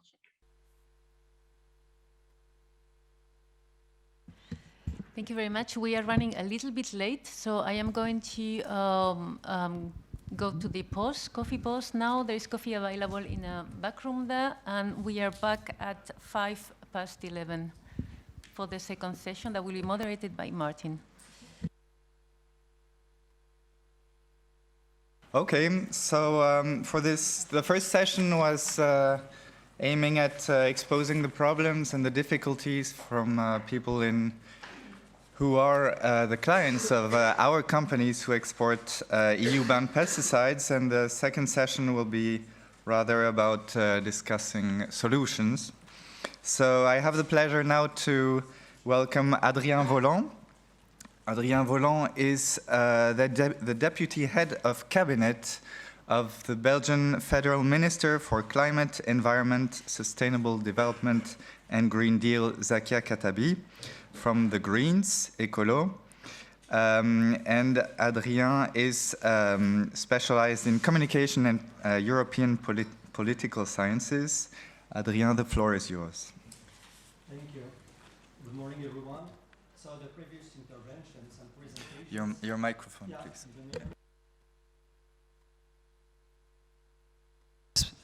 Like this, it's better now. Yes. Okay. So, good morning, everyone. The previous interventions and presentations highlighted the problem of the export and harmful chemicals banned in the EU and the importance of taking a ban measure at the EU level. Many organizations, including the United Nations, have singled out that the EU for banning dangerous products on its territory due to environmental and public health concerns, whilst also continuing to permit their export to third countries. In addition to the ethical problem of this policy, according to the Golden Rule, do not treat others in the global south in ways that you would not like be treated, NGOs point out that with agreements such as Mercosur or CETA, Europeans find themselves eating imported food treated with harmful substances exported from EU member states. This regulatory asymmetry is ethically unacceptable and undermines the health and environmental standards that apply in Europe. Aware of this paradox, the Commission stated in the conclusion of its EU chemical sustainability strategy that the EU will lead by example and in line with international commitments ensure that hazardous chemicals banned in the European Union are not produced for export, including by amending relevant legislation if and as needed. However, next to this declaration of principle, no concrete proposals have been put forward so far.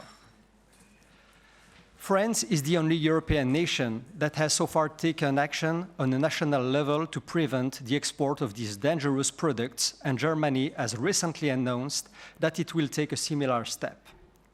Belgium is one of the largest European exporters of such harmful products. The Belgian situation has been criticized in the media on numerous occasions, particularly by organizations present today. In this regard, the Minister Zakia Katabi asked me to thank the organization for their investigative work and their role in alerting politicians. The Minister has been questioned on this issue, and after noting that Europe is slow to propose a restriction, she has given her administration the task to draw up a draft regulation that would prohibit the export of dangerous chemicals banned in the EU from Belgium to countries outside the European Union. This draft regulation is currently under discussion at the Belgian level. It aims to ban the export of a number of the most harmful substances currently banned in the EU. The regions have recently been involved as required by law. The Commission has been notified, and requests for input from the various Belgian councils have been sent. As soon as these different opinions are received, the deadline is 3 months, the Federal Minister for Environment, Zakia Katabi, and for Health, Frank van den Broek, will be able to submit the dossier for adoption by the federal government. Our minister is aware that the measure will be limited to exports from Belgian soil and that the relocation of these exports from border countries is a risk. However, the minister would like Belgium to position itself alongside France and be among the leading countries that show the way. The Minister Katabi hopes that this measure will serve as an impetus for the chemical industry to stop the export of these harmful substances and to think about safe and sustainable solutions. The Minister hopes that the sector will live up to its leading position at the European and global level. In addition to the efforts made at the Belgian level, the Minister and her administration are keeping up the pressure for a measure to be taken at the European level. She is conveying the message through letters to the European commissioners and by joining forces with the most ambitious member states in the field of chemical policy. Thank you for your attention.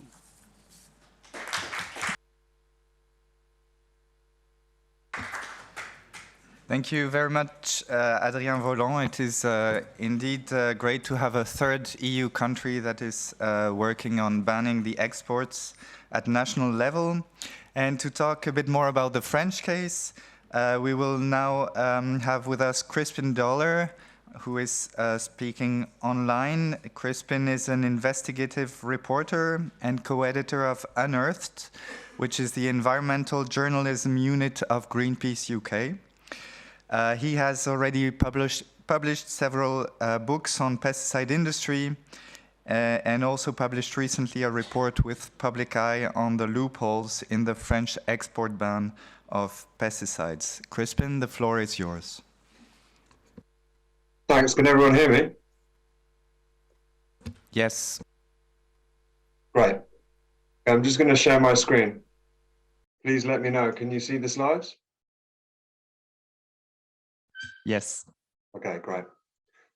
So I'm just going to run you through briefly the findings of this investigation that I did with Laurent at Public Eye on the operation of the new ban on the export of banned pesticides out of France, which was published yesterday. To briefly recap, France is the first country in Europe, and I think possibly the world, that has instituted a national ban on the export of banned pesticides. The law was passed in 2018. It's called the Egalim law, and it prohibits the production, circulation, and export of products which contain pesticides that have been banned at EU level for either health or environment reasons. And that law came into effect at the beginning of this year. So we have been pulling data using Freedom of Information Act to find out how it's going. In essence, what we've found is that whilst the law has certainly had an effect on the trade, it has not stopped it completely. In the first 9 or so months of this year, France has approved the export of a total of more than 7,400 tons of banned pesticides, containing something like 14 different chemicals that are banned at European level for health or environment reasons. And as is a pattern that we have generally seen, the majority of these chemicals, approximately 3/4 of the products, approximately 3/4 of them by weight, are destined for low or middle income countries such as Brazil, India, Algeria, where pesticide regulation tends to be weaker than it is in the EU, and that experts therefore say the use of those chemicals poses the greatest risks. So why? In essence, we found that one of the main reasons why this has continued is that there are a couple of significant loopholes in the new French regulations. Possibly the most significant of these is in the framing of the law itself. So whilst this law bans the export of finished pesticide products that contain banned chemicals, it does not ban the export of those chemicals themselves. A finished pesticide product, as it's sold to farmers, will typically contain an ingredient that actually does the harm to the pest, and then it will contain other ingredients like dilutants, like water, and other additives. French exporters remain free to export the pure banned chemicals as much as they want legally to third-party countries, where their subsidiaries can then mix them with other ingredients to produce finished products. We found several products, chemicals that have gone through this loophole, the most significant of which is picoxystrobin, which is a fungicide that was banned in the EU about 5 years ago because it poses a risk of chromosome damage to humans and a risk to various animals. The French authorities have approved something like 2,900 tons of picoxystrobin exports so far this year, with the bulk of them destined for Brazil. There is, however, also another loophole. This was actually introduced in a decree that was issued by the French Environment Ministry in March. Under the terms of this decree, the export ban does not immediately apply in cases where a pesticide, where the approval for a pesticide was simply allowed to expire rather than a formal ban decision. This is important because it's often the case we see, or we think, that pesticide companies will withdraw their requests for a product to be reapproved in circumstances where they expect that it is likely to be banned. And in those circumstances at EU level, the chemical will be considered banned. But under the terms of the French laws, those products can still be exported unless and until there is a joint order issued by 2 French ministers, and none of those orders have yet been issued. That has allowed the authorities to approve so far the export of something like 1,800 tons of products containing sort of bee-killing insecticides, products that were banned because of the threat they posed to pollinators, including 3 different neonicotinoids and fipronil. I'm not going to go into great detail here on this next bit, but we also found a number of exports which were approved for export despite the fact that we can't see any reason why they fit either of the loopholes that we've identified and that have been acknowledged by the French. We've been told that extra information was provided by the exporters to persuade the French regulators that the ban should not apply to these exports, but we are not clear exactly why they were allowed. So I guess the important thing for us to understand in the context of this meeting is that whilst there are these loopholes in the French law, it does seem to have had a very significant impact on the cross-border trade in banned pesticides out of France. So in the year before the ban took effect, France notified planned exports of something like 28,479 tons of banned pesticides. In the bulk of the current year, that has dropped to 7,475 tons. So we do see a very significant impact in the total quantity, but also in the range of different chemicals that are being exported out of France. That does not, however, mean that the trade has completely, these exports have stopped leaving Europe. So 11 of the 17 banned chemicals that are no longer exported from France are still being exported from other EU countries in 2022. We have also seen evidence, significantly, that some of the multinational companies, which have subsidiaries in various different EU member states, have shifted some of their exports to other EU countries in response to the French ban. The most pronounced example of this is Syngenta, which is one of the 2 or 3 biggest pesticide companies in the world. For Syngenta's exports out of France in 2021 was, I think, around 2,000 tons. That's dropped to almost nothing in 2022, but there is evidence that they're moving some of those exports to other member states. The most pronounced example of that is a notorious herbicide called atrazine, which was banned in the EU almost 2 decades ago, but which was consistently exported by Syngenta out of France under the name Prime Extra Gold. And I think we saw exports of that chemical every year out of France from 2014 until 2020. A previous investigation we did found that, I think in 2018, Syngenta notified exports of about 1,119 tons of that chemical from France to the Ukraine, Sudan, and Azerbaijan. However, by 2021, the atrazine exports out of France stopped. In 2022, for the first time, we see exports notified from Germany by the company of Prime Extra Gold to the same 3 destinations, Ukraine, Sudan, and Azerbaijan.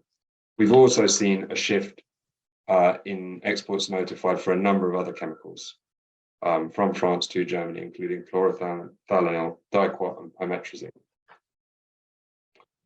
As was already been mentioned, other states recognize the limitations of a national ban, and so does France. France has made the point in response to this investigation that there is only so much that can be done with bans at a national level, and that ultimately, in order to prevent this problem of companies being able to circumvent the ban by moving between different territories in Europe, they need one minute left, Christian. That's cool. I'm on my final sentence. They need the ban to be extended to EU level. And that is, I think, the whole presentation.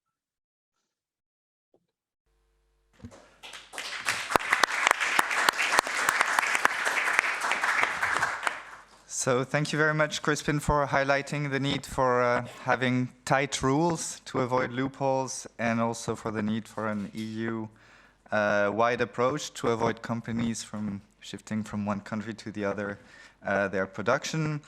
So now I have the pleasure to welcome Nina Holland to speak. Nina is working for Corporate Europe Observatory, which is a research and campaign group based in Brussels that aims at exposing and challenging the privileged access and influence enjoyed by corporations and their lobby groups in EU policy making.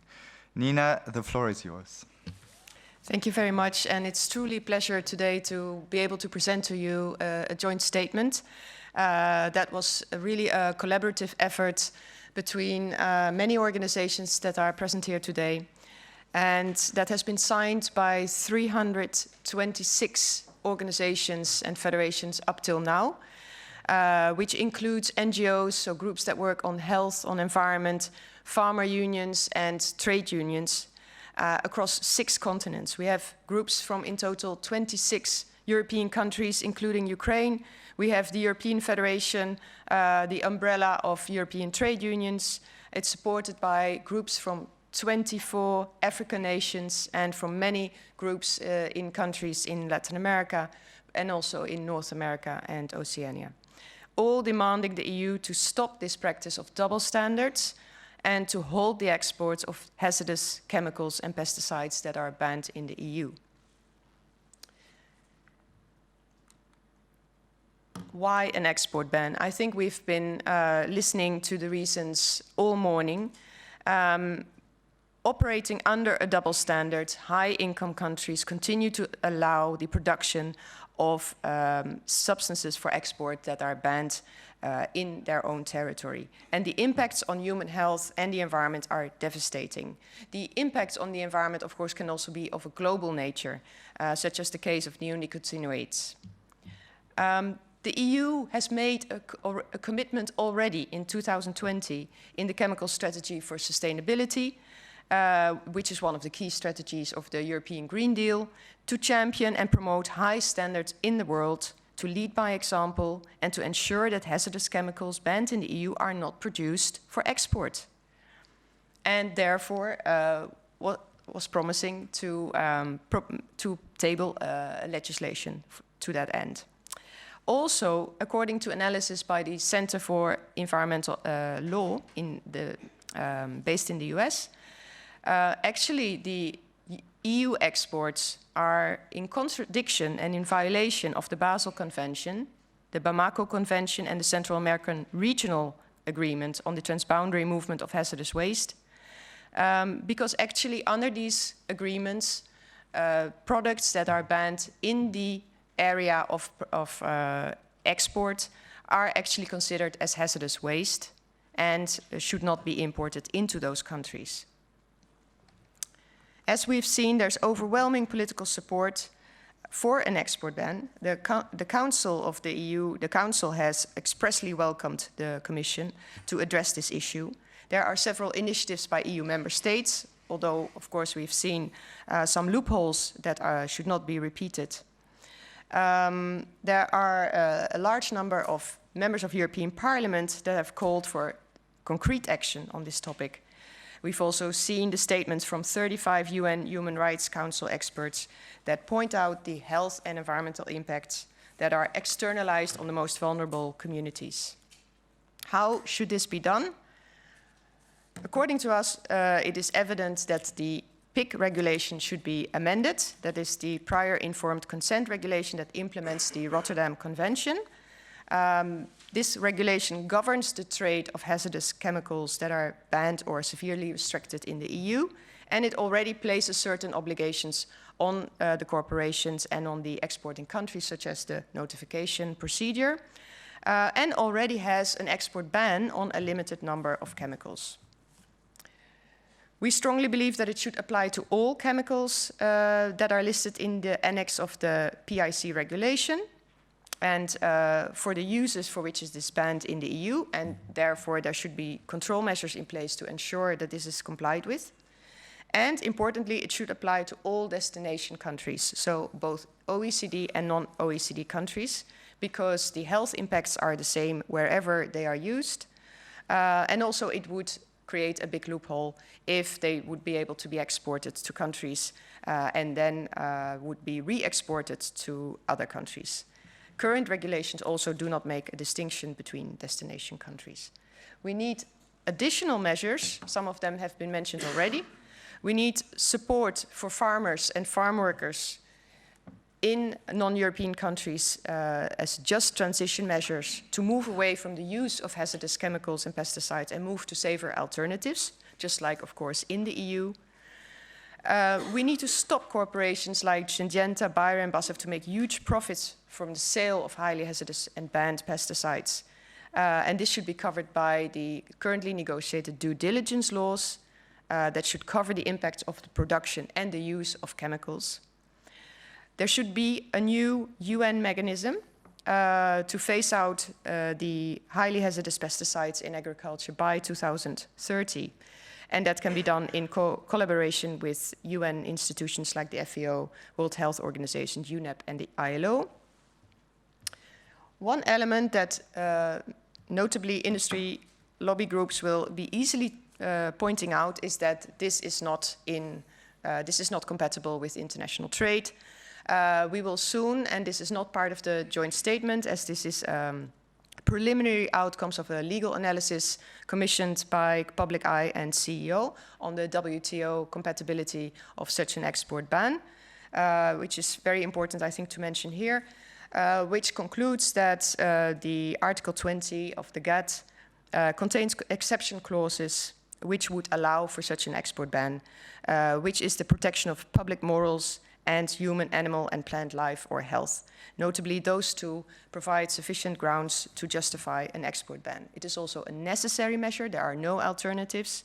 And extraterritoriality is also not an obstacle. So the fact that you take a measure that has an impact for reasons of impacts elsewhere is perfectly fine in WTO case law. There have already been cases where public morals, for instance, can be about concerns of impacts and harm abroad. So in concluding, WTO rules do not pose a legal obstacle to such an export ban. So therefore, the EU must act now. We have heard that the planned legal proposal is no longer scheduled for the first quarter of 2023, unfortunately.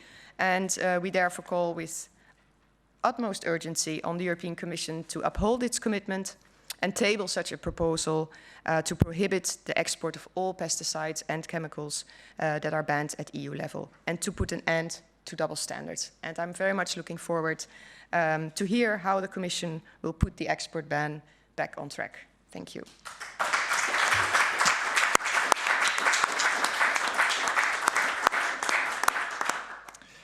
Thank you very much, Nina. And before hearing the Commission, we still have one speaker, Owen Dubsky. Owen is a campaigner at Some of Us.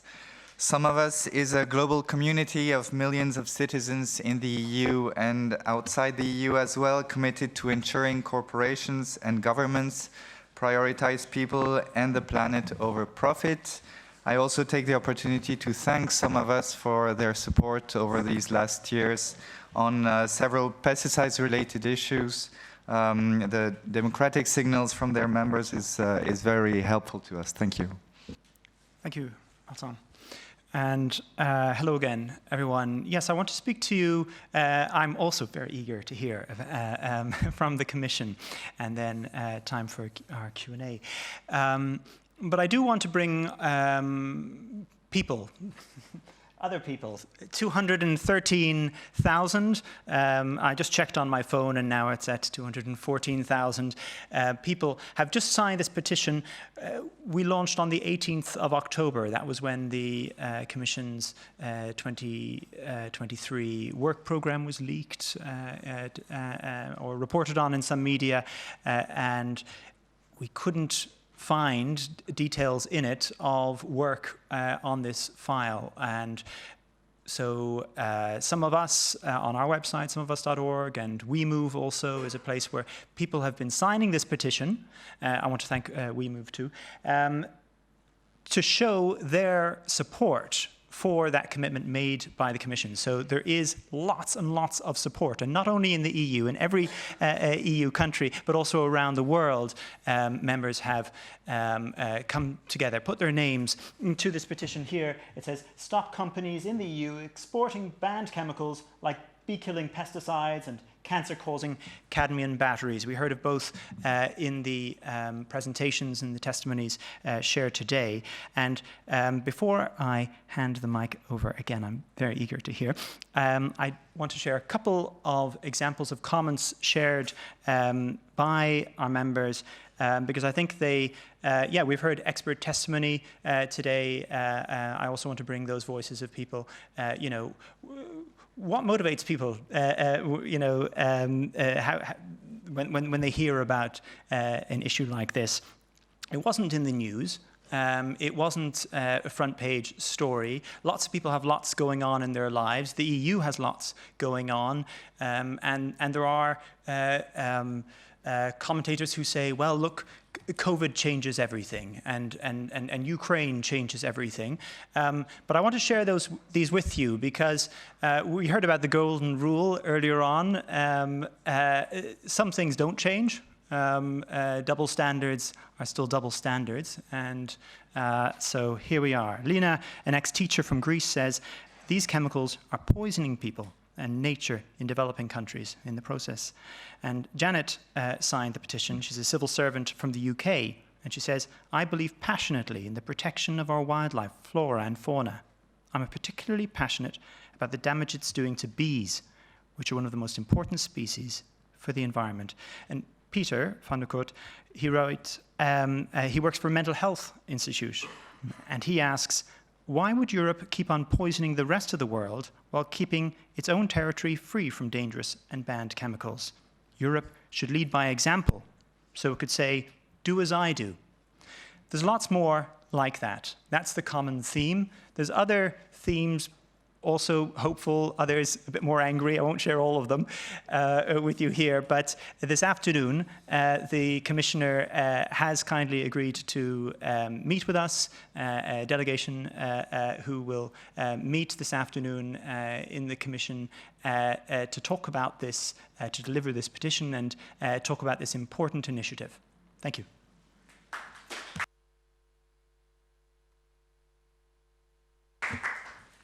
Thank you very much, Owen. So now it is my pleasure to welcome Patrick Child.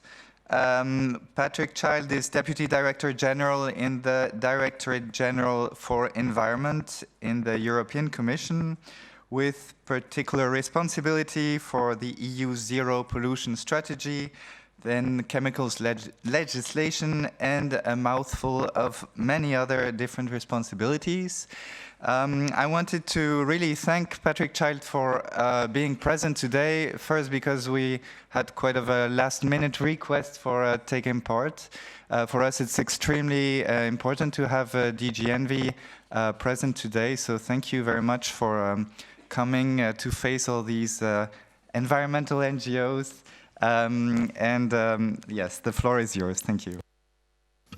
Well, thank you very much, and I'm delighted to be here. Some of my best friends are environmental NGOs, so I'm really very, very pleased to be able to contribute to this discussion. And I know that the Commissioner is indeed, Commissioner Sinkevicius is very much looking forward to meeting you this afternoon, and I want to start by congratulating you on this initiative, and it's extremely important, I think, for European policymakers to have this very direct connection with our citizens and around an issue which is clearly one which mobilizes a very, very high level of public concern, and rightly so.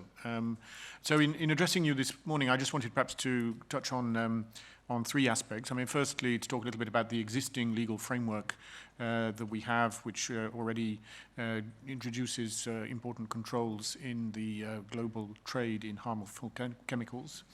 Then to to talk a bit about the very strong interinstitutional consensus around the need for us to move ahead with more clear legislative provisions to restrict the export of harmful chemicals. And then finally, I will, I hope, share with you a reassuring message about the Commission's intentions for the way ahead. So on my first point, I mean, there is already, as you all know, a well-established and significant body of international and EU legislation to manage the global trade in harmful chemicals, in particular pesticides, which I know are very much at the heart of this discussion. And this is covered at an international level by the Multilateral Environmental Agreement, the Rotterdam Convention, which establishes the prior informed consent procedure for harmful chemicals and pesticides in international trade.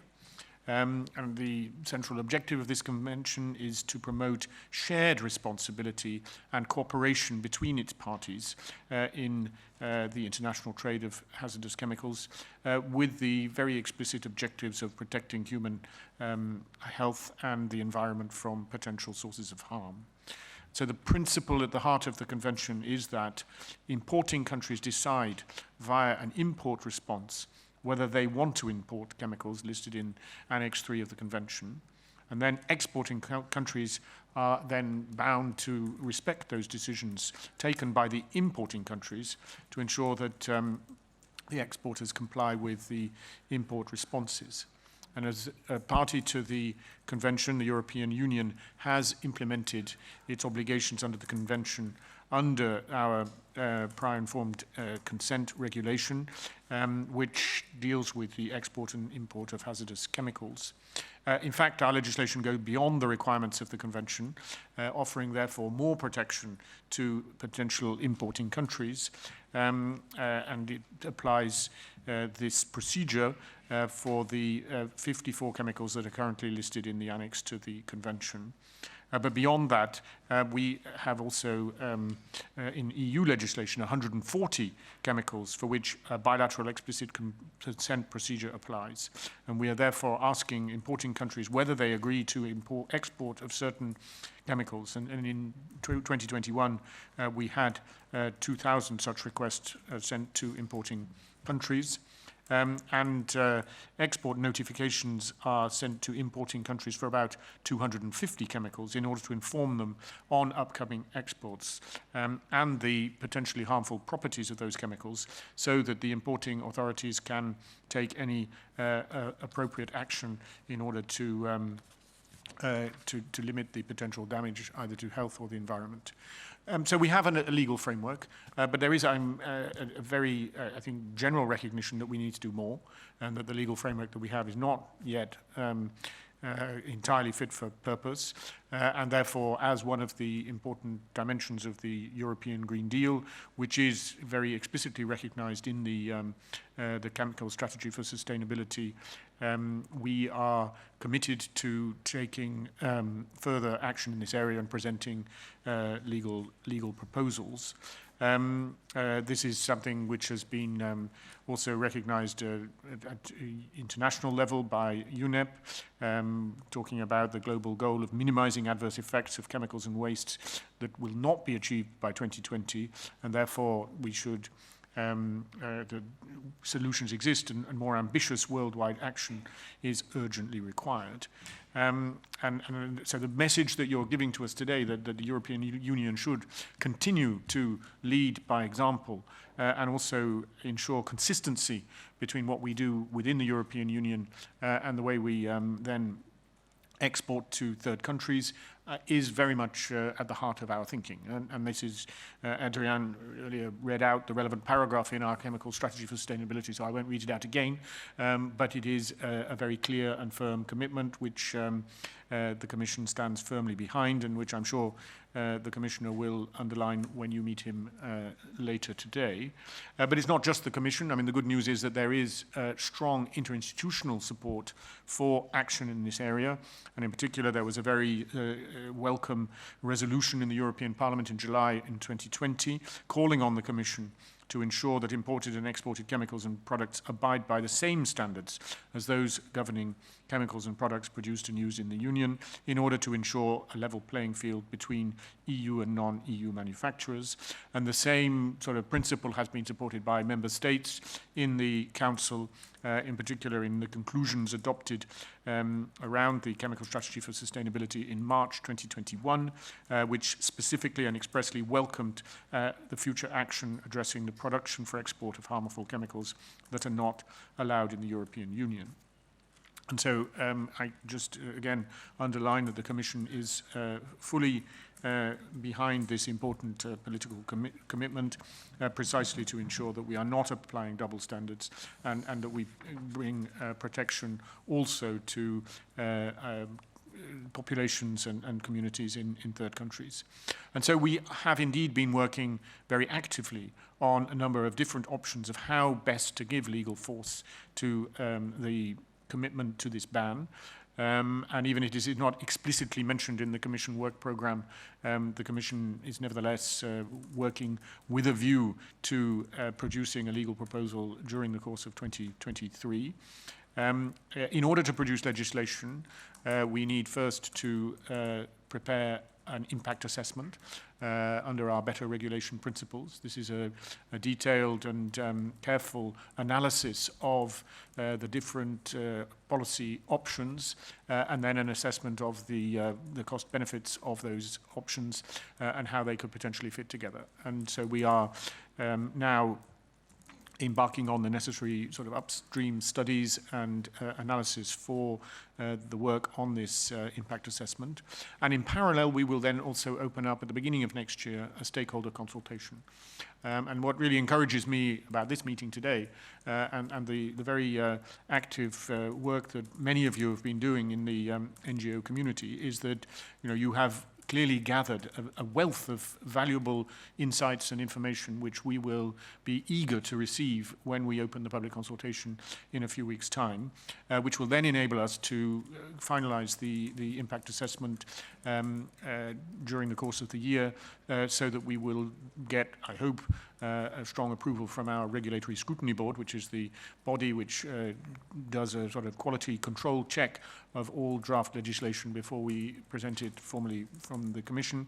But I'm optimistic that we will be able to advance well and quickly with this work, with your support, with your input, so that during the course of 2023 we will be in a position to deliver on this political commitment, which is so important to us, of introducing a ban on the export of chemicals which are not authorized in the European Union. Thank you very much.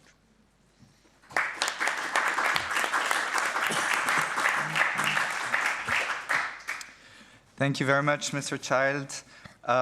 So now you mentioned the European Parliament and the signals from the Parliament to support a ban. So now it's my pleasure to welcome Gilles Guesquière. Gilles is the assistant of MEP Marie Arena.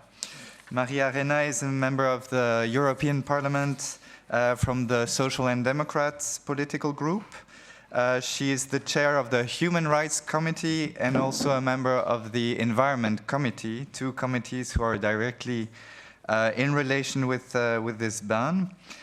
Gilles is, Basile, sorry, I keep calling you Gilles, it's Basile, sorry, is specialized in chemical policies, in the Chemical Strategy for Sustainability, as well as the revision of the POPs regulation and the sustainable use of pesticides regulation.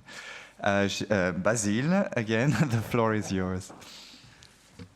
Thank you very much for having me. And yeah, just would like to start by apologizing on behalf of Mrs. Arena that she couldn't be here today, because this is a topic that is very dear to her heart.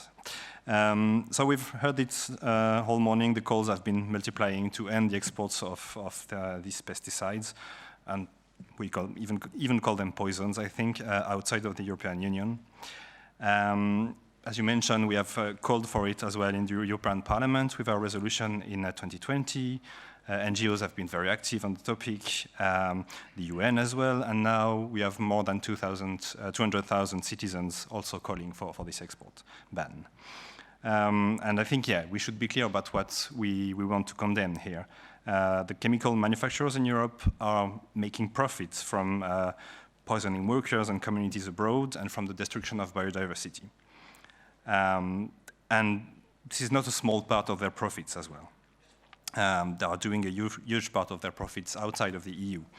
And part of this is coming from banned substances in the EU. The impacts on people and the environment, we know them very well. It's cancer, death by poisoning, the decline of pollinators, just to name a few. And this seems even more important and urgent as we are starting next week the Montreal Conference on Biodiversity.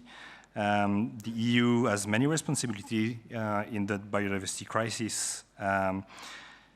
So to continue the trade of poisons is one responsibility that we need to address urgently if we want to tackle the challenge of the biodiversity crisis seriously. And so as you mentioned, Mrs. Arena, she's not only a member of the Environment Committee in the European Parliament, she's also the chair of the Human Rights Committee. And this is very much a human rights violation issues that we are talking about here. The violations of the right to a healthy environment, for example, to health and simply to life in many cases. So there is a crucial ethical question that we must address here. The European Union in general prides itself in being based on values, on the promotion of human rights. And so these values should not only apply to the EU, to the institution and to the public sector, but also to the private sector as well. And we know very well what the chemical industry will say when we come up with a proposed ban. They will say that they will simply move their production outside of Europe and that we will lose European jobs. This is not a new strategy. I mean, we've seen that before on asbestos, for example, companies that were producing asbestos in Europe. And when the effect on health became so evident and so unacceptable, it was banned in Europe. But a lot of them just simply went to India, for example, and kept producing construction materials containing asbestos. So now that we have made this terrible assessment of the situation, what solution should we have? As we've seen with the French example, for example, the national solutions are ineffective or they are just partly effective. There are loopholes in the legislation. And if a member state would be really to enforce a really strict ban on that, they would simply move to another member state in the EU. So we need a solution at the European level. We need to regulate very strongly for all Europe. So in the European Parliament, of course, we had hoped to see a measure in that sense in the work program for 2023, but I'm very pleased to hear you mention that it's still on the plan anyway.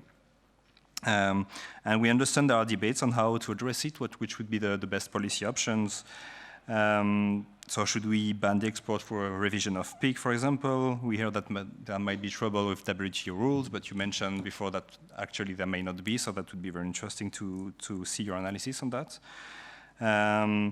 Should we, instead of banning exports, just banning the production in the EU, maybe by amending the pesticides and biocide regulation?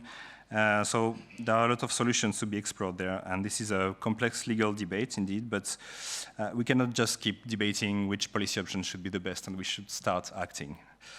And you also mentioned that, a previous speaker, that we also have other legislation in the EU that would help us ensure that the chemical manufacturers cannot escape the regulation and their responsibilities, even if they go elsewhere and just do their business elsewhere. For example, we are currently discussing the due diligence legislation, and this is a key piece for that, to avoid that these companies just take their business elsewhere and keep harming human rights and the environment. So in the European Parliament, we are representing the European citizens, and we see this petition as a very strong signal that people want change now on this topic. And we hope that the Commission will pick up on this signal as well, and rest assured that when you come up with something, you will have strong support in the European Parliament from a majority of groups.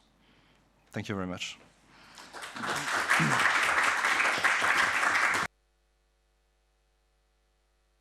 Thank you very much, Basile. So now it's time for Q&As. Are there questions in the audience? Yes. Wait, just a second. Wait for the mic so that the online audience can listen to you. Yes, so I'm Joanne Barboni for Context, and I have a question for Mr. Child. I wanted to make sure, when is the impact assessment going to be published, and also when precisely the stakeholder consultation will begin, if you have those answers. Thank you.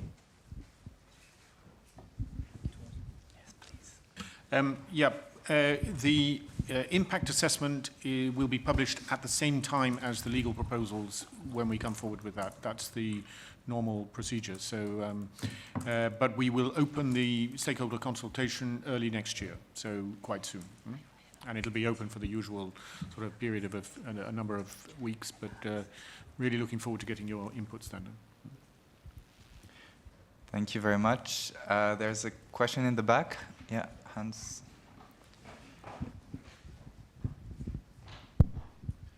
I'm Hans, Corporate Europe Observatory. Also a question for Mr. Child. We have seen recently quite a backlash from member states when it comes to the the pesticide reduction targets. That's another topic, but you mentioned, as we have seen, quite a support from the Council for this, but what is your estimation? Are major producing countries, I mean countries that have a large chemical industry, such as Germany, for example, will they stick with that that support? What is your feeling? What is the signals that you are getting? Secondly, on green diplomacy, is the EU putting this topic on the agenda of the biodiversity COP in Montreal? Is this part of the discussions? Because we have heard many testimonies and reasons and arguments for doing so. Thank you.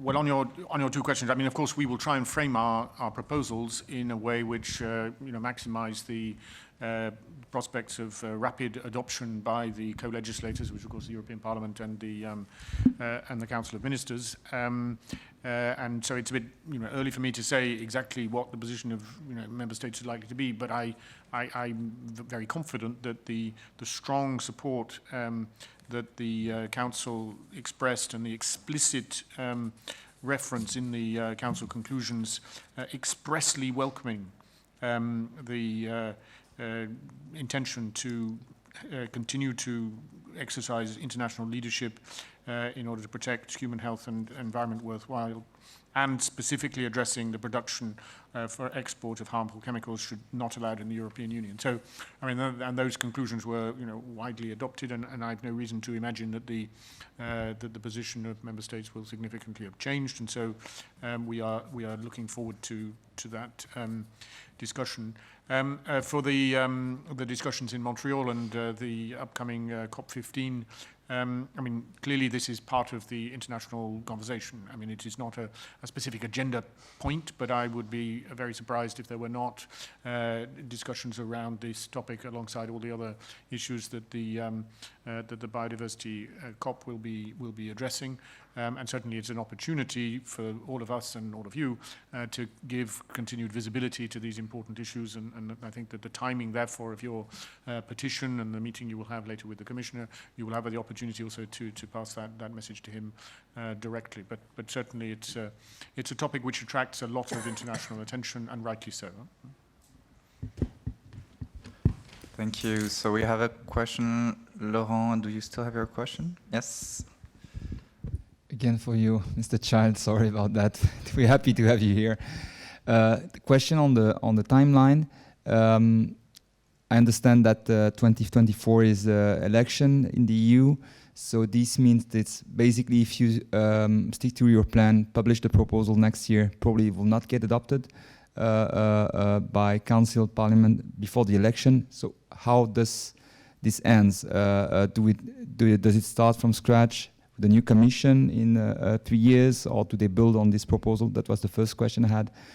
and second question is, do you have already in mind different options that the Commission might consider for the banning? Because I imagine that you do not intend to ban all the export of all the PIC chemicals, so certainly you're looking at a subset of chemicals. Do you have in mind already options about the criteria you might want to use?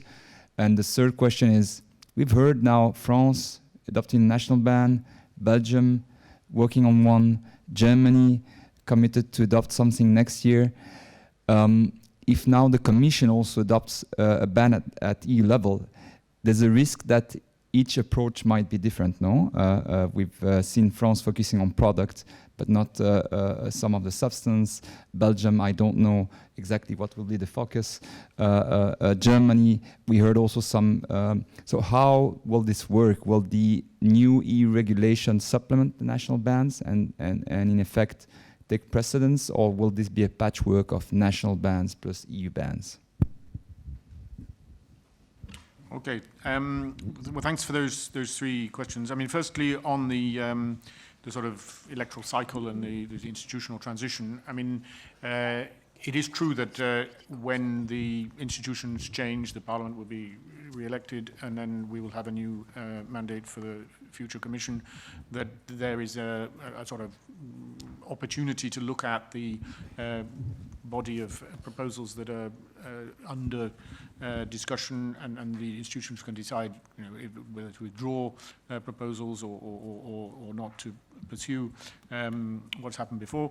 But in a large majority of cases, as we've seen this in the past, the proposals that have been prepared, that are on the table, are then carried forward, and the discussions can continue. Of course, you know, a new parliament may have a different sort of political composition and therefore have different sort of priorities or thoughts. But I think on a topic like this, where, as Basile has said, I mean, there is very strong cross-party support for action, that it would be surprising if a newly elected parliament would see this topic in a different way. On the second question about, you know, what sort of criteria might we be considering to sort of identify the harmful chemical substances that would be subject to this export ban. I mean, this is precisely the sort of question that we would look at and analyze in the impact assessment, which is coming up. So, you know, if you have ideas or thoughts or suggestions on that, I mean, do certainly feel free to contribute them during the public consultation that is upcoming. And then on your third question about, you know, the interaction between EU legislation and possible measures at national level. I mean, the beauty of international law is, of course, that it applies in the same way everywhere, and, you know, may therefore, if as I hope we will certainly get it right, will sort of reduce the pressure for individual member states to take action, because we will have an agreed common framework. Then it also depends a little bit on the legal form. I mean, the prior informed consent regulation is an EU regulation, which means that it has direct effect in the legal systems of all the member states. On the other hand, if we work through a directive, then that sets a sort of set of principles, but then needs to be implemented by transposition into national law.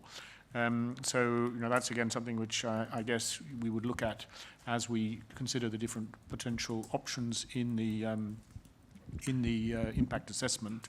But you know, what I would certainly say is that the faster we have an agreement on the European level legal measures, the better it'll be, I think, for everyone, because with the single market, national measures can only sort of be effective in the national territories where they apply, as we've heard from some of the colleagues speaking earlier in this discussion. So I hope that as soon as we do come forward with proposals, that we will be able to move ahead very quickly, and what we've heard about the level of support in the European Parliament, combined with what we know of the strong support from our member states, makes me optimistic. Thank you for this clear answer. So first I will give the floor to my colleague Eva, and then back to the audience. Thank you, Martin. First of all, a comment on the importance on the Green Deal. The Green Deal includes a number of pesticide-related commitments, and it is extremely important that the Commission stands firm with the commitments taken on pesticides. And then I have a question on impact assessment. You mentioned obviously the need to carry on an analysis of costs and benefits, and I want to ask about how and if the impacts outside of the European Union are going to be considered, because most of the damage is done outside of the European Union. I want to remind also that the European Union has an international commitment to uphold. So how is this going to be considered in the impact assessment, if it's going to be considered? No, indeed. I mean, the impact assessment needs to address not just the implications within the European Union, but globally. And we have other recent examples. I mean, we have under discussion at the moment the proposals on deforestation and forest degradation, where precisely we are proposing, I mean, at a global level, that we restrict imports and into the European market of products which have potentially been produced in ways that have contributed to deforestation, and there are many countries of the world where that's a particular focus. And so the better regulation guidelines that we have, which frame the work that we do on impact assessments, clearly also gives us the opportunity to address the international implications, and we will certainly do that. Thank you very much. We have one question here.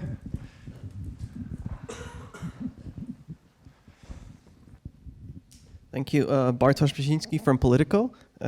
On the impact assessment, do you anticipate, when do you anticipate to start the process? And how long do you think it will take? Well, we're already starting the process. We're already scoping the sort of terms of reference, and we are working to commission expert studies and other inputs that we will need then to produce the impact assessment. We do not yet have a date for the presentation of the impact assessment to the Regulatory Scrutiny Board, but I can imagine that if we are hoping to bring forward proposals during the course of 2023.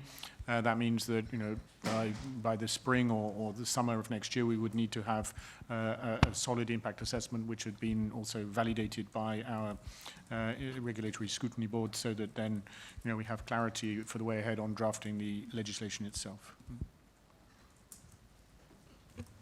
Thank you. One question from Mageliki. Hello, Mageliki Lismahu from Health and Environment Alliance. Thank you for your presentation. I have a question this time, not only for you, but also for Adrian Voland. Great. I'm sorry, Mageliki, Adrien Voland had to leave earlier. Yes. So I'm sorry to have to be okay, so you. I'm a Belgian national. I can. Yes. So one thing we heard, and we also have discussed, and it is an issue, is even if we manage to get such a ban, especially on a national level, that doesn't seem to prevent, as we see now with the case of France, the company to produce these chemicals from another country where such production and export is permitted. So and our question here is how can Europe prevent this from happening, that, for example, a German producer just moves their headquarters to a country where they don't have the same safety laws? It would be good to know. Thank you. Well, I mean, you help us in a way by sort of framing some of the questions that we need to think about. I mean, clearly, if we're introducing a ban, we want it to be effective.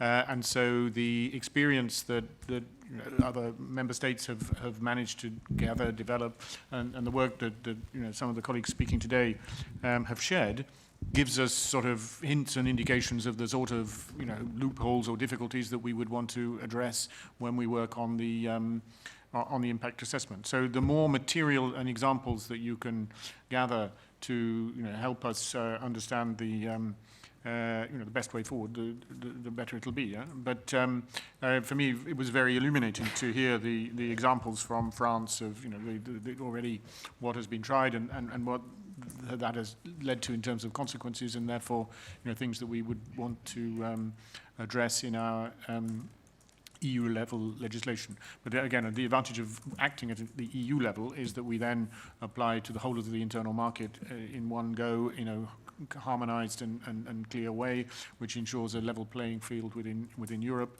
and consistent indeed with our continued global leadership of this topic when it comes to working also with international partners. Thank you. Any more questions? Yes, Nina. Yes, I found it, so Nina Holland from Corporate Europe Observatory, I found the legal analysis from Ciel, Center for International Environmental Law, very interesting. Is it not possible to already not allow to stop exports to the countries that have signed the Bamako and Central American Agreement? So this includes Cameroon, Guatemala, because they already have indicated to not want to import hazardous waste, and that includes products that are banned in the area of production. So is this already happening, or can this already make a difference? Well, I mean, I apologize if I can't go into the specifics of the exact situation. I mean, why I wanted to start my remarks by setting out the existing legal framework is to convey the message that indeed we already have certain possibilities, and where importing countries tell us that they do not want to import substances on the list of in the annex to the Rotterdam Convention, then we have means of ensuring that that doesn't happen. So we do have scope to act already under the existing legislation. But what is clear is that given the different attitudes of potential importing countries, that is not yet sufficient to ensure the objectives that we share of preventing these harmful substances and chemicals affecting the environment or public health in third countries, often less developed third countries, where also the systems of control are perhaps weaker, or the sort of ability of the end user to understand the labeling and handling sort of requirements that are coming with harmful chemicals, particularly pesticides in the agriculture sector, are not what we would find in the European Union. And that's why I think it is so important that we do take action as we are proposing. But indeed, also in our impact assessment, what we will do is assess, firstly, what is the scope to act to achieve the objectives that we have set within the existing legislation. And then, to the extent that we conclude that those provisions are not sufficient, which is, I think, where we all are today, then we would look at the different legal options, whether in the PIC regulation or elsewhere, that could be used in order to implement the ban we're discussing. And then for each of those, we would do a sort of comparative analysis and then reach conclusions, which would then be the basis for the preparation of the legal proposal, which would then follow that. So it's our better regulation process is now well established, and it does make sure that we do consider very carefully and rigorously the different policy options that we are then translating into legislative proposals subsequently. Thank you. I have a question to Crispin. Are you still there? He had to leave, but it was a joint work with Public Eye. Okay, about the work you've done on the French ban, maybe it was said and I didn't get it, but the loopholes, the French government was aware of it before proposing this ban.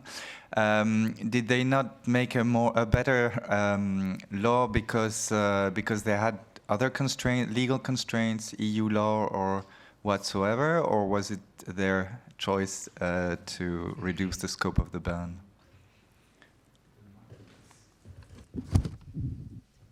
It's a very good question. I don't have the clear answer. There's two loopholes, so-called loopholes. The first one is that they target only products. And that might be linked to the fact they did the export ban in this EGalim law, which is about agriculture and food, and which in pesticide in general, member states have the capacity to regulate approval of crop protection product, but the substances is regulated at EU level. So if you decide to do that in this piece of legislation that regulates crop protection product at national level, of course, you can only ban the export of also of crop protection product. I understand that this is the intention in Germany as well. And so there might be that specific loophole might be linked to the fact that it was done in that specific piece of legislation. Now, I think they could have done also an export ban in another piece of national legislation, and they could also have banned the export of pure chemicals. That's my understanding, but it would probably require a lawyer or perhaps someone knows about that. The second loophole, this is completely something I don't understand, and they wouldn't respond to our question. So why they decided to allow the export of banned pesticide in product, in principle this is banned, but they made an exception for substances that have not been banned explicitly by an EU decision. It's unclear because under EU law, this is considered as banned, but it's really unclear why they decided to introduce that exception. Okay, thank you very much. One question from Hans. Thank you. Is it also allowed to ask a question to a previous speaker, the morning panel? Yes. Notably to Larissa Bombardi, because the question is about Brazil. And as we all know that Brazil is one of the main importers of banned pesticides. And Larissa, you gave a very compelling testimony. You did very important research. My political question to you is we are seeing, there was a previous question on the Lula presidency, the regime change, as you can call it in Brazil, which is hope-giving in a way. How can you give us an indication how important would it be for Brazil and for the new presidency that has announced environmental protection of the Amazon and otherwise as a political priority on the international scene? He has explicitly said this. Can you tell us or try to explain how important the European export ban would be to support the new regime in Brazil?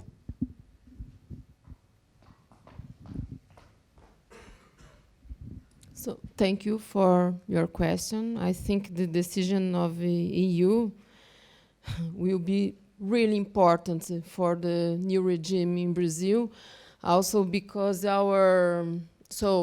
we celebrated that Lula won the election, but our Senate and our Chamber of Deputies are even more conservative than before. So the agribusiness group in our both in Chamber of Deputies and our Senate, they are bigger than before. So it's really important. This decision is really important because Lula will need, the new government will need this support from abroad because inside of the country we don't have. I think you are seeing lots of manifestations on the roads in Brazil. We stop in the roads saying that the election was not fair or legal or something like that. So it's not just important. It is structural. The support from abroad is structural for us, even because we are about to vote our law, the change in our pesticides law. So it's fundamental, not just important.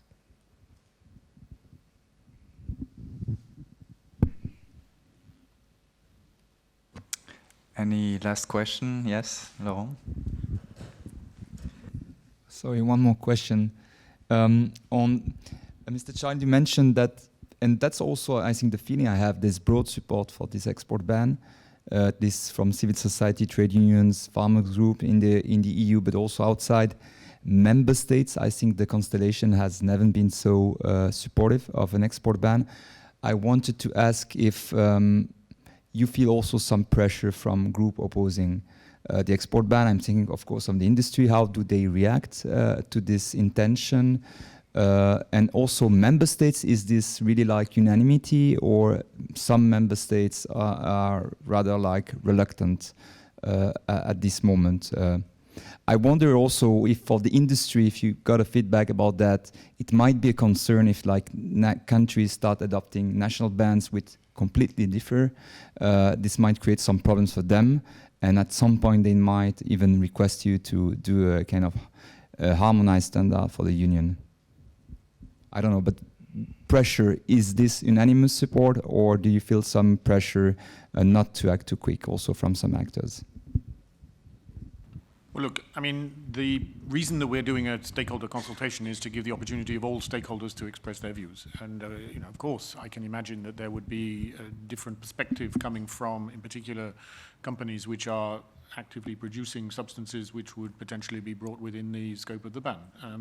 And that's why, you know, when we look at the sort of cost-benefits analysis, we also try and identify, you know, where potential costs would fall and what would be the sort of wider discussion. I think you are right that the industry tends to prefer legislation at a European level, so there are common rules and a level playing field between different member states rather than a patchwork of national provisions. And that's why I think it is important that we are able to move ahead quite quickly now with these proposals, so that, you know, that can channel the pressure which is present in many member states, and your petition has illustrated that, I think, very clearly, in focusing on delivering these proposals.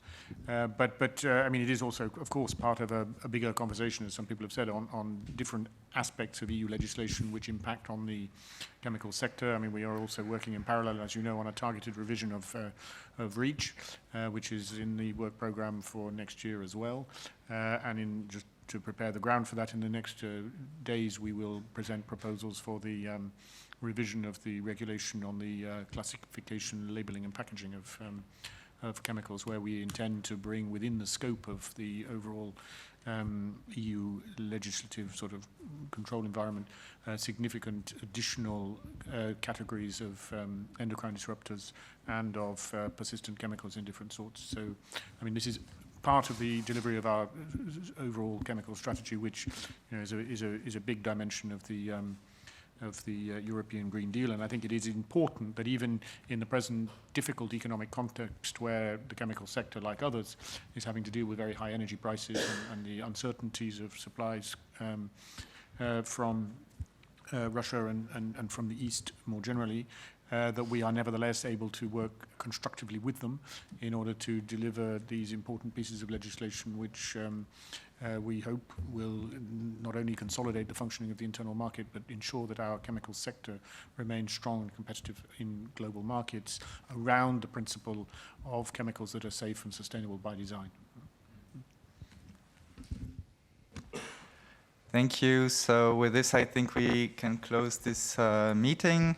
So I wish to thank all the NGOs who have participated in organizing this event. It's a broad coalition, as you can see on the screen, of NGOs involved in this topic. We had a great panel of speakers. And I also want to thank them warmly for joining us and participating. Also for speakers with more technical difficulties in southern countries. So for your information, we were around 100 people taking part in this, following this event, mostly online.